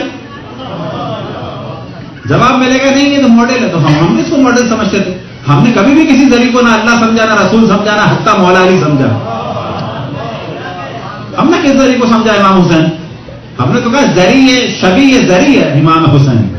جیسے آپ کیا ہیں, آج مکے مدینہ بلکہ پورے سعودی عرب بلکہ پورے عالم اسلام میں کوئی ملک ایسا نہیں ہے, اور اب تو خصوصاً سعودی عرب کی کوئی دکان ایسی نہیں ہے جہاں پر خانہ کعبہ کے دروازے کا ماڈل نہ ہو. جو نیت آپ کی ہے وہ نیت ہماری ہے. ہم مشرک تو آپ مشرک، آپ موحد تو ہم موحد. خانہ کعبہ کا دروازے کب دیکھا آپ نے؟ ہر جگہ ہے. ہم کامیاب ہو گئے، سیدھی سیدھی بات ہے. آج آپ وہی کر رہے ہیں جو ہم کر رہے تھے. اب اس کی جو ایک ماڈرن مثال دی جا سکتی ہے، فلسطین میں شیخ احمد یاسین کو کہ جو نابینا تھے، اور نہ معذرت نابینا نہیں تھے، مفلوج تھے، انہیں مارا گیا. تو آج اگر آپ گوگل میں بھی سرچ کریں شیخ احمد یاسین کا فیونرل کے نام سے، تو جب بھی ان کی برسی ہوتی ہے تو ویل چیئر اٹھاتے ہیں. یہ ویل چیئر اللہ ہے، رسول ہے، امام ہے، کون ہے؟ کہا جائے گا نہیں. اصل میں ویل چیئر کسی نبی نے اٹھائی؟ ویل چیئر حضرت ابوبکر یا حضرت عمر یا حضرت عثمان یا کسی خلیفہ نے اٹھائی؟ آج یہ سوال کیا جاتا ہے کیا اصحاب کے دور میں یہ تھا؟ تو کہیں گے ویل چیئر کیا رسول اللہ نے اٹھائی کسی کی؟ کیا قرآن میں ویل چیئر کا ذکر ہے؟ کیا حضرت ابوبکر یا حضرت عمر یا حضرت عثمان یا سیرت شیخین یا سیرت صحابہ میں کہیں ایک جگہ بھی ویل چیئر ہے؟ کہا جاتا ہے نہیں. یہ علامت ہے. ویل چیئر کے ذریعے سے ہم بتاتے ہیں کہ شیخ احمد یاسین جو معذور تھے ان پر ظلم ہوا. اگر یہ لاجک ہے تو ہماری بھی جھولے کی علم تابوت کی یہی لاجک ہے. ہم قدم علم کو یا تابوت کو یا زلزلے کو اللہ رسول یا امام نہیں مانتے. ہمارے جاہل سے جاہل آدمی سے پوچھنا وہ ان میں سے کسی چیز کو نہ اللہ نہ رسول نہ امام اور ان میں سے کسی چیز سے خود نہیں مانگتا کوئی بھی. بس آپ ویل چیئر اٹھائیں تو آپ موحد. آپ شیخ احمد یاسین کی مظلومیت کو ویل چیئر سے بیان کریں تو آپ موحد. ہم فرزند رسول اللہ کی مظلومیت کو بیان کریں تو ہم مشرک. یہ کون سا انصاف ہے؟ یہ کون سا عدل ہے؟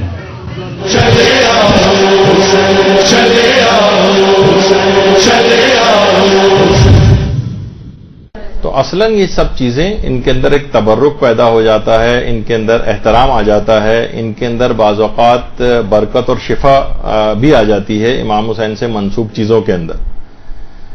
دیکھیے یہی وجہ ہے کہ آیت اللہ حسین بروجردی فرماتے تھے کہ امام حسین علیہ السلام اتنے بلند مقام پر فائز ہیں، اتنے واجب الاحترام ہیں کہ ان سے منسوب ہر چیز کا احترام کرنا واجب ہے. یہ آیت اللہ حسین بروجردی کہا کرتے تھے.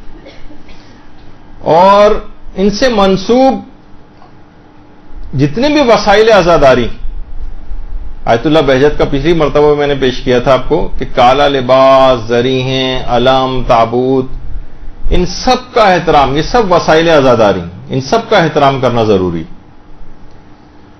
حتیٰ کہ اگر آپ دیکھیں کہ آئمہ کے قبور سے دور جو شفا والی جو جالی ہے وہاں پہ بھی لوگ آ کے مس کرتے ہیں، وہاں سے دھاگے وغیرہ جو ہیں وہ برکت کے طور پر وہاں سے جو ہے وہ لے کر جاتے ہیں اور ان کو شفا ہوتی ہے. امام کی صرف اس جالی سے جو ان کی قبر سے دور بھی ہے تب بھی اس کے اندر شفا کی ایک صلاحیت پیدا ہو گئی،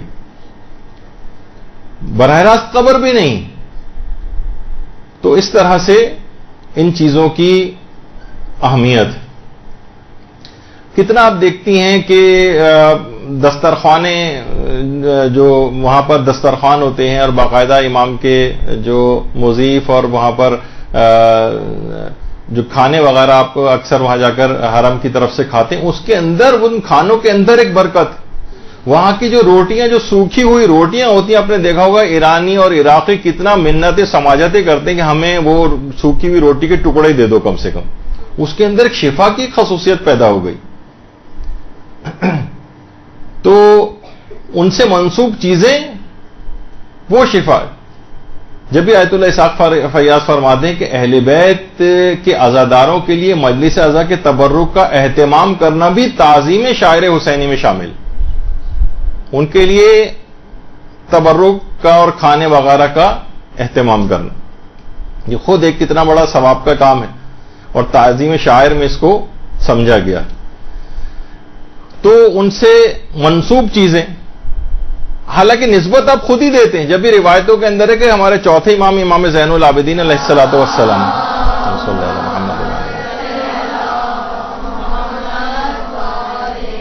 آپ فقیر کو صدقہ دینے کے بعد امام اپنے دانے ہاتھ کو چومتے تھے اور کہتے تھے یہ ہاتھ جو فقیر کا ہے یہ نائب دست خدا ہے، گویا اللہ کے ہاتھ میں گیا ہے، اس کے ہاتھ سے جو میرا ہاتھ ٹچ ہوا ہے گویا اللہ کا ہاتھ ٹچ ہوا ہے اور اب میں اپنے ہاتھ کو بوسہ لے رہا ہوں تبرک کے طور پر. تو یہ سب چیزیں امام کی اس کے اندر موجود ہیں، ان کی سیرت کے اندر بھی اس طرح سے ملتی. یا وہ ایک بہت دفعہ پہلے ہم نے اس کی پوسٹ بھی بنائی تھی اور باقاعدہ علماء نے اس کو لکھا ہے کہ مدرسۃ الواعظین لکھنؤ کے جو پرنسپل تھے مولانا عدیل الاختر صاحب، انہوں نے کہا کہ زمانے طالب علم میں تبرکات کے اوپر بات نکلی تو شمس العلماء سید سبط حسن انہوں نے فرمایا کہ جو شخص کسی مریض کی صحت یابی کے لیے روزہ رکھے اور افطار کے بعد دعا کر کے بستر پر آئے اور کہے کہ اے زہیر ابن قین طبیب لشکر حسینی میرے مرض کے لیے دوا تجویز کر دیجئے، خواب میں ایک بزرگ اس بیماری کا نسخہ اس کو لکھوا دیں گے. یہ انہوں نے بات بتائی، بلکہ انہوں نے اس سے پہلے ایک جملہ کہا تھا جس میں ہم نے نہیں لکھا کہ اگر تم مجھ سے اس بات کا حوالہ نہ پوچھو تو میں تم کو ایک حقیقت بتا سکتا ہوں. بہت سی چیزیں دیکھیے ان کے اس لحاظ سے روایتوں کے حوالے نہیں ہوتے لیکن سینہ بہ سینہ علماء سے چلتی. اچھا، ایک مریض جو طالب علم تھا، یہ طالب علم نے جا کر اپنے گھر میں واقعہ سنایا. اس مریض طالب علم کی بہن نے اپنے بھائی کی صحتیابی کے لیے روزہ رکھ کر حسب ہدایت دعا کی تو خواب میں دیکھا کہ ایک شخص ہے جسے لوگ گھیرے ہوئے ہیں اور وہ مریضوں کو نسخے لکھوا رہے. بہن نے بھائی کے مرض کی دوا چاہی تو اس شخصیت نے کہا کہ وہ خود ہی دوا نہیں کرتا. کہا کہ نہیں، اس نے تو بہت دوائیں کی ہیں. کہا وہ مجلس حسین کا تبرک کیوں نہیں لیتا ہے؟ صبح ہوئی تو خاتون نے واقعہ بیان کیا، بھائی نے تسلیم کیا کہ ہاں بے شک میں بعض حالات ہوتے تھے، رش بہت ہوتا تھا، میں مجلس سے نکلتے وقت تبرک نہیں لیتا تھا، لیکن انشاءاللہ اب آئندہ ایسا نہیں کروں گا، لائن میں بھی لگ کر تبرک لینا ہوا تو لوں گا. اس کے بعد اس مجلس میں گیا اور شریک ہو کر اس نے زحمت اٹھا کے تبرک لیا اور استعمال کیا اور اس کے بعد اس بیماری سے اس کو شفا ہو گئی. اللہم صلی علی محمد و علی محمد. اچھا، اسی زمانے میں واقعہ مشہور ہوا تھا اور اس کے بعد انڈیا کے اخبارات وغیرہ اور رسالوں کے اندر بھی یہ چھپا اور اس کے بعد جن مومنین شیعہ ڈاکٹروں اور حکیموں نے اپنے اپنے مریضوں جو بہت سے ایسے مریض تھے جو کہ لا علاج ہو رہے تھے ان کے لیے اس طرح سے روزہ رکھ کے اسی طرح سے اس میں عمل کیا انہوں نے، تو اس کے بعد ان بہت سے مریضوں کو بھی شفا ہوئی. تو یہ بہت ساری چیزیں ایسی ہیں کہ اب آج کل مادیات کے غلبے اتنے زیادہ ہو گئے ہیں، شکوک و شبہات اتنے زیادہ ہو گئے ہیں، لوگوں کا ان چیزوں پر اعتقاد نہیں رہا ہے کہ ان چیزوں کے اندر کیسے تبرک، مجلس اعضاء کا تبرک ہم نے تو بنوایا، اس میں اس تبرک کی کیا بات ہے، اس میں شفا کی خاصیت کیسے پیدا ہو گئی. تو دیکھیے کتنی چیزیں ایسی ہیں. آیت اللہ محمد حسین طباطبائی کے متعلق ملتا ہے کہ ایک بار محلہ گزر خان قوم میں ایک سید کی مجلس اعضاء میں گئے. ابھی گھر ان کا بن رہا تھا تو انہیں ایک دوسری جگہ بٹھایا گیا علامہ کو. تو انہوں نے صاحب خانہ سے پوچھا کہ اس گھر میں کب سے عزاداری ہو رہی ہے، یعنی جہاں عزا خانہ تھا اس کے علاوہ کسی اور جگہ لے جا کے بٹھا دیا گیا تھا، گھر بن رہا تھا. صاحب خانہ نے کہا 40 سال سے زیادہ ہو گئے. یہ سننا تھا کہ علامہ طباطبائی فوراً اٹھ کر پرانے حصے میں آ گئے جو زیر تعمیر تھا اور فرمایا جو جگہ 40 سال سے امام حسین پر گریے کی گواہ ہو اس میں اتنی پاکیزگی آ جاتی ہے کہ اس سے تبرک حاصل کرنا چاہیے. تو یہ سب چیزیں ان کے اندر ایک دیواروں کے اندر ایک تقدس آ جاتا ہے، ان کے در و دیوار کے اندر ایک تقدس آ جاتا ہے، اس فرش عزا کا ایک تقدس آ جاتا ہے. اسی طرح امام حسین سے منسوب یہ ذوالجناح اس کے اندر بھی اس طرح سے تقدس آ جاتا ہے، اس کا ایک احترام لازم ہو جاتا ہے، اس کی توہین وغیرہ کرنے کی اجازت نہیں. فطرس وغیرہ کا جو آپ اکثر سنتی ہیں وہ فرشتے والا واقعہ، اگرچہ اس پہ علماء کی کافی بحثیں ہیں سند اور متن کے اعتبار سے اور علماء کے فتاوے کبھی اور انشاءاللہ ان کو ذکر کریں گے. لیکن بہرحال اس واقعے کے اندر کیا تھا کہ اس فرشتے کے بالوں پر امام حسین کے لکڑی کے جھولے سے مس ہونے کی وجہ سے واپس آ گئے. امام حسین کے جسم سے بھی مس نہیں ہوا تھا، صرف ان کے جسم سے متصل جو لکڑی کا جھولا تھا اس کے مس ہونے سے اس کے بالوں پر آ گئے تھے. اس کو کہتے ہیں تبرک. تو اور یہی وجہ ہے کہ یہ سب چیزیں اب یہ فطرس جو ہے باقاعدہ ایران نے اس کے نام پر ایک ڈرون بھی بنایا ہے، اس کا نام فطرس رکھا ہے. تو ان چیزوں کی یادگاریں اس طرح سے ہوتی ہیں، ان چیزوں کی اہمیت ہوتی ہے. بہرحال تو چیزوں سے تبرک، جب یہ علم سے لوگ علم کو کیوں چومتے، وجہ ہوتی ہے نا. علم کو کیوں چومتے ہیں اور پرچم کو کیوں چومتے ہیں؟ بلکہ آپ خود دیکھیں ہمارے مراجع آج کل اس پہ بھی اعتراض ہوتا ہے کہ بھئی اس کو چومنا، ان چیزوں کو تقدس دینا، ایک کپڑا ہی تو ہے، ایک فلاں ہی چیز تو ہے، خود تو آپ نے بنایا، اسی خود بنایا اور خود ہی اس کو جو ہے اس کو مقدس قرار دے کے اس کا بوسہ لے رہے ہیں. اس کی کوئی تک سمجھ میں نہیں آتی لوگوں کو. اب دیکھیے کہ ہمارے جو مراجع ہیں ان کا کیا طریقہ کار ہے. آیت اللہ صافی گل پائیگانی. یا حسین یا حسین یا حسین یا حسین یا حسین یا حسین یا حسین یا حسین مولا کوئی غم نہ یا اللہ یا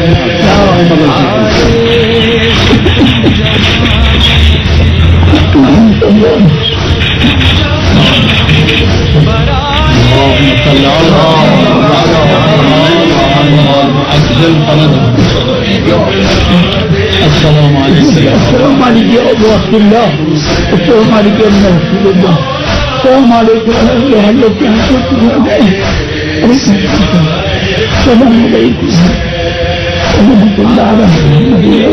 تم جہاں میں ہمارا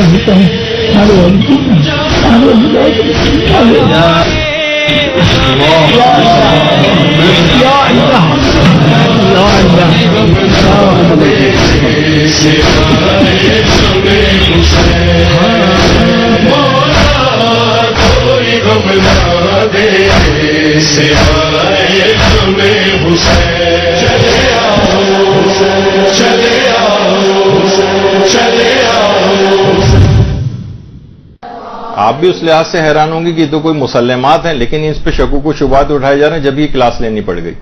اور اب آپ علم حضرت عباس کا احترام دیکھیے کہ علماء کس طرح سے کرتے.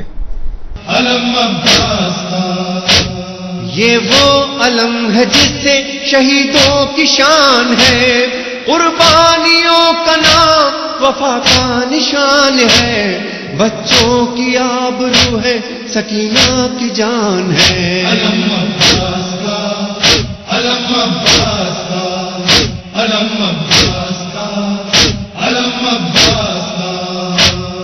غازی کے خون سے جو ملی ہے بقا سے، حاصل یہ افتخار رہے گا سدا سے، ہر دور میں اٹھائیں گے اہل عزا سے. علم عباس کا، علم عباس کا، علم عباس کا. ہم کو جو یہ ترائی میں بحر کرم ملا، تاریخ کو ہلال کہاں یہ حشم ملا، زینب کی یہ دعا تھی کہ ایسا عالم ملا. علم عباس کا، علم عباس کا، علم عباس کا. اچھا، پھر اس کے بعد ایک اعتراض یہ ہوتا ہے، آج اعتراض تو نہیں، البتہ ایک چیز آج کل ہونا شروع ہو گئی ہے کہ ذوالجناح کی جو شبی ہے اگر وہ مر جائے تو اس کے غسل، کفن، دفن بہت سارے لوگ دیکھیے اس طرح سے آج کل کرنے لگے ہیں. اور ایسا بھی ہونے لگا ہے کہ ظاہر ہے کہ بہت سی جگہوں پہ آپ نے دیکھا ہوگا کہ ذوالجناح کو گولی مار کر ختم بھی کیا گیا اس طرح سے، اور کہیں بعض علاقوں کے اندر زہر بھی دیا گیا دشمنان اہل بیت کی طرف سے. تو پہلے تو اس پہ آپ کو فتویٰ دکھا دیا جائے آیت اللہ حافظ بشیر نجفی کا، کہ یہ سوال ان سے پوچھا گیا ہے کہ ذوالجناح کی شبی کے مر جانے کے بعد اس کے غسل و کفن و دفن کی شرعی حیثیت کیا ہے؟ جواب: اگر یہ کام اس نیت سے کیا جائے کہ اللہ کی طرف سے شریعت میں اس کا حکم وارد ہوا ہے تو یہ بہت بڑا گناہ اور بدعت ہے. ایسا کوئی حکم تو نہیں کہ کسی جانور کو غسل، کفن، دفن دیا جائے.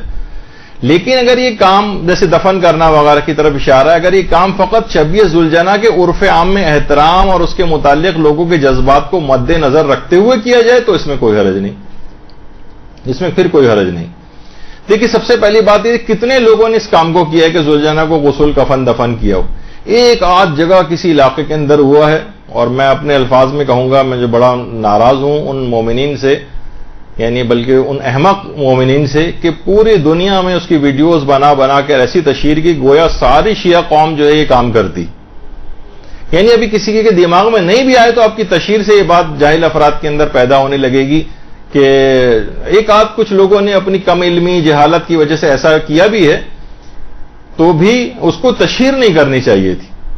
اگر یہ جتنے بھی ہمارے معترضین جو ہے فیس بک اور اس کے اوپر کام کرتے ہیں انہیں چاہیے کہ اس فیس بک کی خیالی دنیا سے باہر آئیں اور تبلیغ ان علاقوں کے اندر جہاں پر یہ کام ہو رہے ہیں وہاں جا کر علم کی تبلیغ کریں, ان کے لیول علمی بڑھائیں لوگوں کا, اور نہ کہ فیس بک پہ بیٹھے ہوئے کہیں آپ نے دیکھا ہوگا جانا اس طرح کی چیز آتی نیچے لوگ گالیاں لکھنے شروع ہو جاتے ہیں. یہ بھی سادہ لوگ مومنین ہیں, غریب علاقوں گاؤں دیہات کے رہنے والے ہیں, کسی فقہی مسئلے سے اگر لا علم ہوں تو انہیں گالیاں دینے کے بجائے انہیں جاہل, احمق, لعنت, ملامت, مردود, پتہ نہیں کیا کیا چیزیں ان کو کہی جاتی ہیں. انتہائی شرمناک کام. کسی غلط فہمی کی وجہ سے, مسئلے کی لا علمی کی وجہ سے ان کو اس کی تشہیر کرنا, ایسا تاثر دینا کہ ساری قوم شیعہ ایسا کام کرتی ہے, نہیں یہ غلط. اور دفن کرنا تو ایک لحاظ سے اچھی چیز بھی ہے. یعنی اگر دفن نہیں کریں گے تو کیا ہوگا, وہ ذوالجنہ کہیں معاذاللہ کوڑے کے ڈھیر کے اوپر کہیں پڑا ہوا نظر آئے گا, سارے اغیار آپ پر ہنسیں گے, کل تک اس کا بڑا آپ احترام کرتے تھے اور آج آپ نے یہاں پہ ڈالا ہوا ہے اس کو. تو بہرحال دفن, غسل کفن کا کوئی حکم نہیں ہے لیکن دفن کرنے میں کوئی حرج نہیں. بہت سے لوگ دیکھیے علماء کے ساتھ جہاں علم نہیں پھیلا ہے نا وہ علم پھیلانے کی کوشش کرنی چاہیے. علماء کے ساتھ مشکل ہو جاتی. علامہ صفدر حسین صاحب نجفی, ان کے پاس کچھ لوگ پہنچ گئے کہ آئیے وہ ذوالجنہ کی نماز جنازہ پڑھانی. اب وہ پریشان ہو گئے کہ ذوالجنہ کی نماز جنازہ, اچھا لوگ سمجھنے کو تیار نہیں, بڑی مشکل سے کوئی توریا ووریا کر کے انہوں نے کہا کہ بھائی ذوالجنہ شہید ہوا ہے نا, تو مرا تو نہیں ہے, شہید ہوا ہے, اور شہید کی نماز جنازہ ہوتی نہیں. بڑی مشکل سے قائل کر کے انہیں واپس بھیجا کہ بھائی ایسا کوئی نماز جنازہ وغیرہ کا اس لحاظ سے حکم نہیں. تو بہت سے لوگوں کے ساتھ یہ ہوتا ہے. تو لوگوں کے علمی لیول کو بلند کرنے کی وہ کوشش کرنی چاہیے. پھر ایک اعتراض یہ ہوتا ہے کہ ذوالجنہ کے نیچے سے بچوں کو کیوں گزارا جاتا ہے. دیکھیے روایات کے اندر بھی یہ بات آئی ہے کہ بچے ذوالجنہ کی ٹانگوں سے لپٹ جایا کرتے تھے, اور رخصتی امام حسین علیہ السلام جب خیموں سے ہو رہی تھی تو حضرت سکینہ کا ذوالجنہ کی ٹانگوں سے لپٹنا یہ روایتوں کے اندر آیا. ذوالجنہ آگے نہیں بڑھ رہا تھا, امام کی ایڑ لگانے کے باوجود بھی اس نے امام کو متوجہ کیا کہ مولا کوئی مجھے روک رہا ہے, اور اس کے بعد امام نے نظر جھکا کے دیکھا تو سکینہ ذوالجنہ کی ٹانگوں سے لپٹی ہوئی. تو بچوں کی خاص ذوالجنہ کے ساتھ ایک ایفیلیشن ہوتی ہے, ایک ان کے ساتھ ایک دلی وابستگی ہوتی ہے. چھوٹے چھوٹے بچے تک ذوالجنہ سے ایک انسیت رکھتے ہیں. تو والدین اگر خیر و برکت کی نیت سے کوئی کام کریں, کوئی شریعت میں حکم تو نہیں. اور یہ سوال بھی مراجع سے پوچھا گیا, ایت اللہ حافظ بشیر نجفی سے سوال پوچھا گیا, بعض لوگ ذوالجنہ کے نیچے سے گزرتے ہیں, خصوصاً خواتین اپنے بچوں کو اس کے نیچے سے گزارتی ہیں اس عقیدے کے ساتھ کہ ذوالجنہ کے نیچے سے گزرنے سے مریض کو شفا ملتی. اس عمل کی کیا حقیقت ہے, امام حسین کی مصیبت سے اس کا کیا ربط ہے؟ جواب, اگر یہ کام اس نیت سے نہ کیا جائے کہ اس کا شریعت نے حکم دیا ہے تو کوئی حرج نہیں. اگر ہم اس عمل سے امام حسین کی عظمت کا اقرار اور ان سے محبت کا اظہار کرتے ہوئے امام حسین کی محبت کے اللہ کے حضور وسیلہ بنا کر بچوں کو ذوالجنہ کے نیچے سے گزارتے ہیں اور اللہ سے اس کے روشن مستقبل اور بیماریوں سے شفا کی امید رکھتے ہیں تو اس میں کوئی حرج نہیں. باقاعدہ ان کی جو شاعر حسینیہ کے نام سے کتاب ہے اس کے اندر بھی صفحہ 290 اور 291 کے اوپر یہ فتویٰ موجود ہے. تو لوگوں کا عقیدے سے کوئی شرک کہنا, اور ٹھیک ہے لوگوں کا ایک عمل ہے, کوئی واجبات میں سے بھی نہیں ہے, کوئی اس کو حرام بھی نہیں کہا جا سکتا. لوگوں کا اپنا ایک طریقہ کار ہے جو حرام کی حد تک نہیں. تو اس لحاظ سے اس میں کوئی حرج نہیں اگر کوئی ایسا کر بھی رہا ہے, لیکن کرنا بھی کوئی ضروری نہیں. تو دیکھیے یہ کوئی اسی طرح سے لوگ تبرکن مثلاً تابوت کے نیچے سے نکل رہے ہوتے ہیں اور توقع یہ کرتے کہ شاید اس میں کوئی برکت آ جائے, ہمیں شفا مل جائے, ہمیں کوئی برکت نصیب ہو جائے. تو اب یہ کوئی عام گھوڑا نہیں ہے. جس طریقے سے علماء کہتے ہیں کہ عام اونٹنی حضرت صالح کی جو اونٹنی تھی جس کا قرآن میں تذکرہ آیا, وہ اسی وجہ سے کہ یہ اس کی اب ایک خاص نسبت ہو گئی. ناقہ صالح کی جو مثال قرآن نے دی ہے اسی دی ہے کہ خبردار خدا کی ان نشانیوں کو, ان جانوروں کو عام جانوروں پہ قیاس نہ کرو. عام جانوروں پہ قیاس نہ کرو. جب بھی قرآن نے اس کو ناقۃ اللہ بھی کہا ہے, ابھی عام ناقہ نہیں رہا, اب یہ ناقۃ اللہ بن گیا. تو ابھی عام گھوڑا نہیں رہا, یہ منسوب ہو کر ایک احترام کے قابل ہو گیا ہے. جیسے قرآن کا آپ کو میں نے بتایا کہ جزدان, اسی طریقے سے غلاف کعبہ بھی عام کپڑا نہیں رہا ہے, اب یہ متبرک ہو گیا ہے. ذریعہ امام حسین علیہ السلام جب ایران کے اندر تیار ہو رہی تھی تو لوگ روزانہ اس کی زیارت کو بھی جاتے تھے, اس کو چومتے بھی تھے. ابھی تو وہاں جا کر قبر مطہر پر لگی بھی نہیں ہے, صرف منسوب ہوئی ہے, تب بھی اس کا ایک احترام آ گیا تھا. تو اسی طریقے سے بہت ہم لوگوں کو چیز کرنی چاہیے کہ اس کی طرف زبان اعتراض کو دراز نہ کریں. اچھا, جیسے کہ ابھی کچھ چیزیں البتہ ایسی ہیں شبیہ ذوالجناح کے سلسلے میں جو قابل اعتراض ہیں, ان کی اصلاح کرنا البتہ ضروری, لیکن یہ بہت زیادہ ابھی بھی نہیں ہوتی. کچھ علاقوں میں جہاں بہت کم علم ہے لوگوں کو, وہاں پر کچھ افراد اس قسم کے کام کرتے ہیں, لیکن ہے غلط. مثلا شبیہ ذوالجناح کو سجدہ کرنا حرام ہے, گناہ ہے, اللہ کے علاوہ کسی کو سجدہ ہو نہیں سکتا.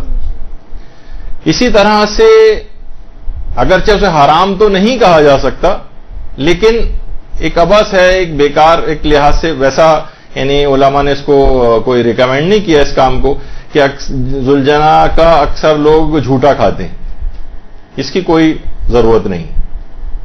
البتہ اس کو حرام بھی نہیں کہا جا سکتا, حرام تو نہیں ہے, لیکن بہرحال اس کی کوئی اگر البتہ یہ کہ اس کی وہی توہین مذہب وغیرہ کا ایک سبب ہونے لگے, لیکن اتنی بڑی تعداد کے اندر اول تو کتنے لوگ, میں نے تو آج تک کبھی کسی کو نہیں دیکھا, صرف سنا ہے کہ چند لوگ ایسا کرتے ہیں. جیسے سنا ہے, صرف سنی سنائی بات بھی بعض اوقات ہو جاتی کہ معاذ اللہ کچھ لوگ ذوالجناح کی لید تبرک کے طور پر کھاتے ہیں, لیکن کہیں دیکھنے میں نہیں آتا, صرف سنی سنائی ٹائپ کی باتیں ہیں جس پہ ہم پوری اس کو اوپر اپلائی نہیں کر سکتے, نہ ان باتوں کو کوئی شہرت دینی چاہیے. کچھ چیزیں ایسی ہیں کہ جس کی کوئی ضرورت نہیں ہے. مثلا ذوالجناح کو دفن کرنا تو صحیح ہے, لیکن اس کا مزار ٹائپ کا بنا دینا یہ غلط ہے.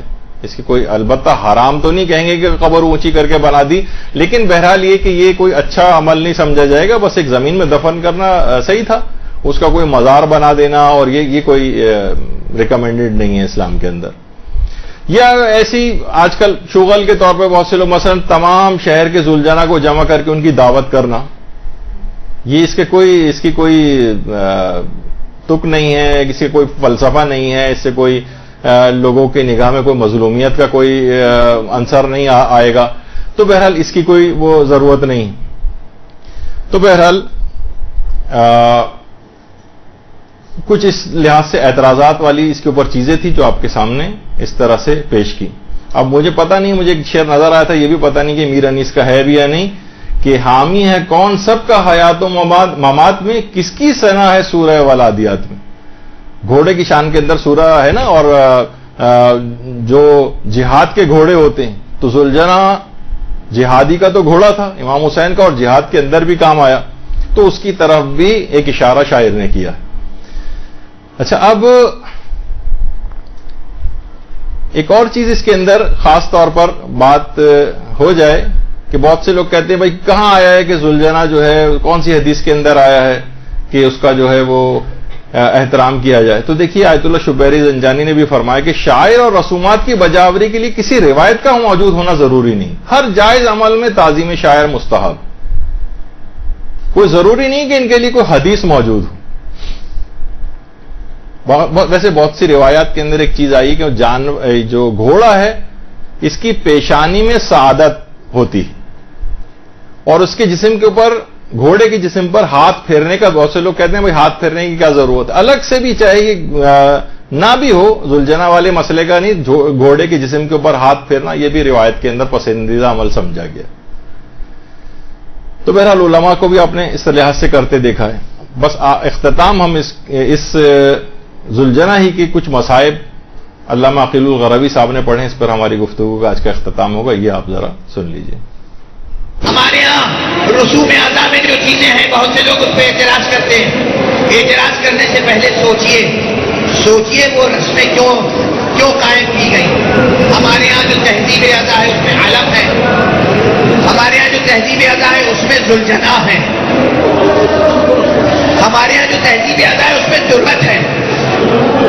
یہ سب چیزیں ایک اہمیت رکھتی ہیں، ایک معنویت رکھتی ہیں۔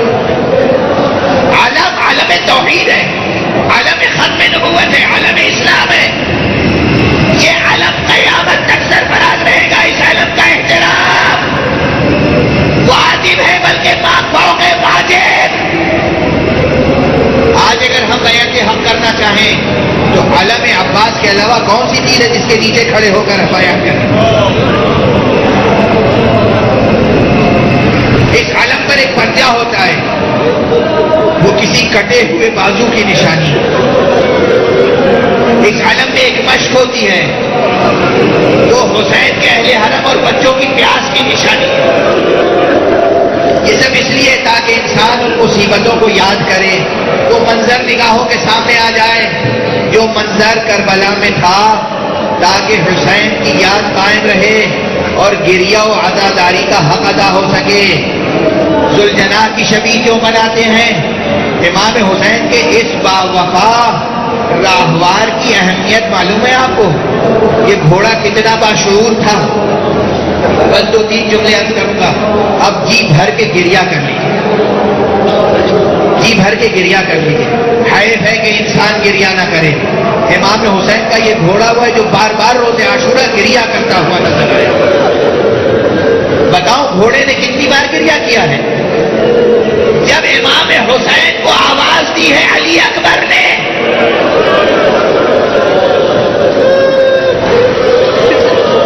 اور امام میدان کی طرف اپنے قدموں سے تیزی سے آگے بڑھے، روایت میں ہے بار بار ٹھوکر لگتی تھی، امام زمین پر گرتے تھے اور اٹھتے تھے۔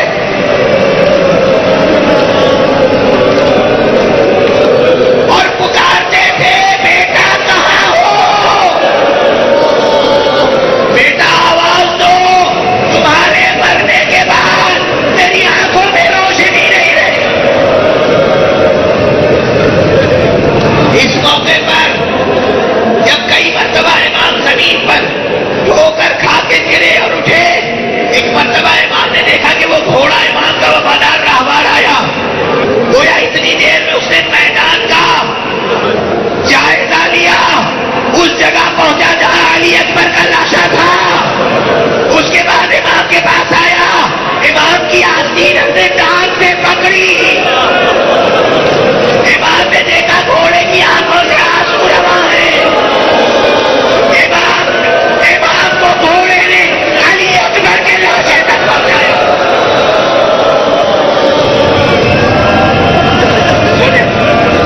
اجرکم علی اللہ، اجرکم علی اللہ، اجرکم علی اللہ۔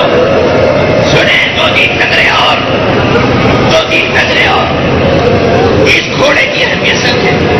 یہ سب روایتیں سنتے آئے ہیں نا کہ جب امام حسین کربلا پہنچے تو چلتے چلتے راہوار مبارک خود بخود رک گیا۔ اب تاریخ کے برف پلٹیے، جب پیغمبر ہجرت کر کے مدینے آئے تھے، پیغمبر کا ایک ناقہ تھا، پیغمبر ناقے سے اتر گئے۔ ہر شخص چاہتا تھا کہ پیغمبر اس کے گھر میں قیام فرمائیں، اس کے محلے میں قیام فرمائیں، اسے اعزاز و شرف مل جائے۔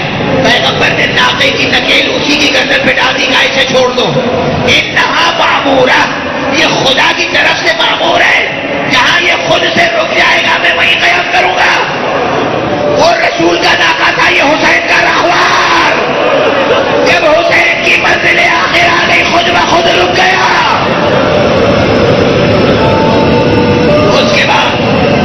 اس کے بعد دوسری منزل علی اکبر کے لاشے تک پہنچانا، تیسری منزل تمام تفصیل تو میں بیان بھی نہیں کر سکوں گا۔ تیسری تفصیل جب امام حسین، آپ کو یاد ہے میں نے اس مرتبہ کراچی میں پہلی بار ایک روایت پڑھی تھی، اس سے پہلے میں نے نہیں پڑھی تھی۔ روایتیں نگاہ میں ہوتی ہیں مگر پڑھنے کی سخت نہیں ہوتی، طاقت نہیں ہوتی۔ امام حسین گھوڑے پہ تشریف فرما تھے، ہر طرف سے تیر پھینکا جا رہا تھا، سینے پھینکے جا رہے تھے، پتھر پھینکے جا رہے تھے۔ ایک شقی نے سینہ مبارک کا نشانہ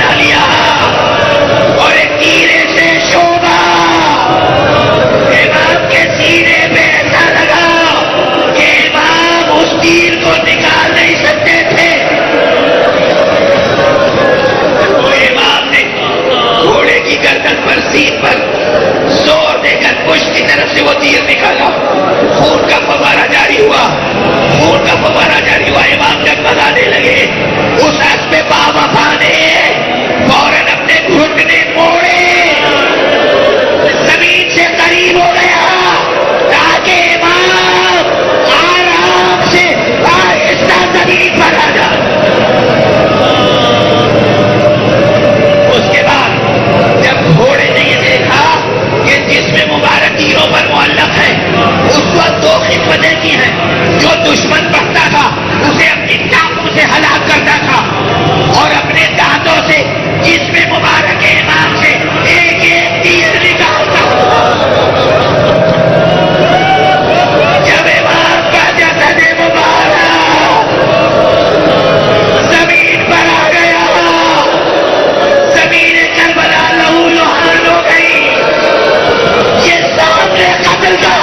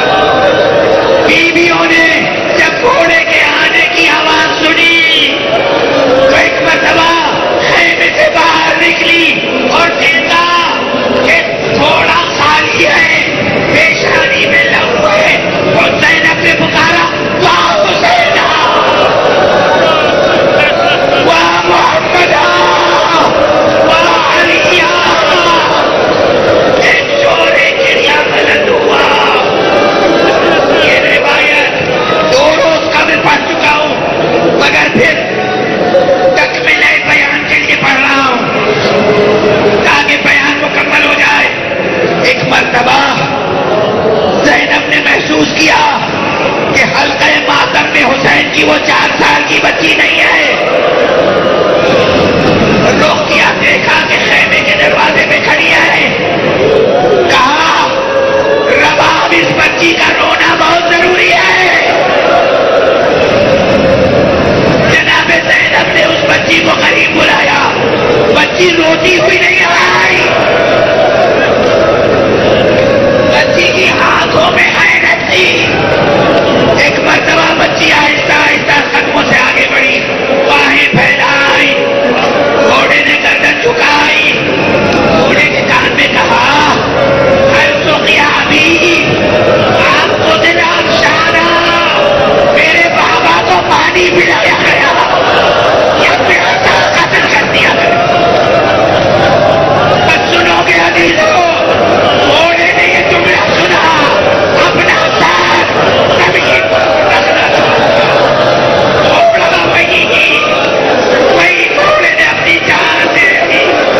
واہ حسین، واہ علی، واہ محمد، واہ حسن۔ صلی اللہ علیہ محمد وآلہ الطیبین الطاہرین۔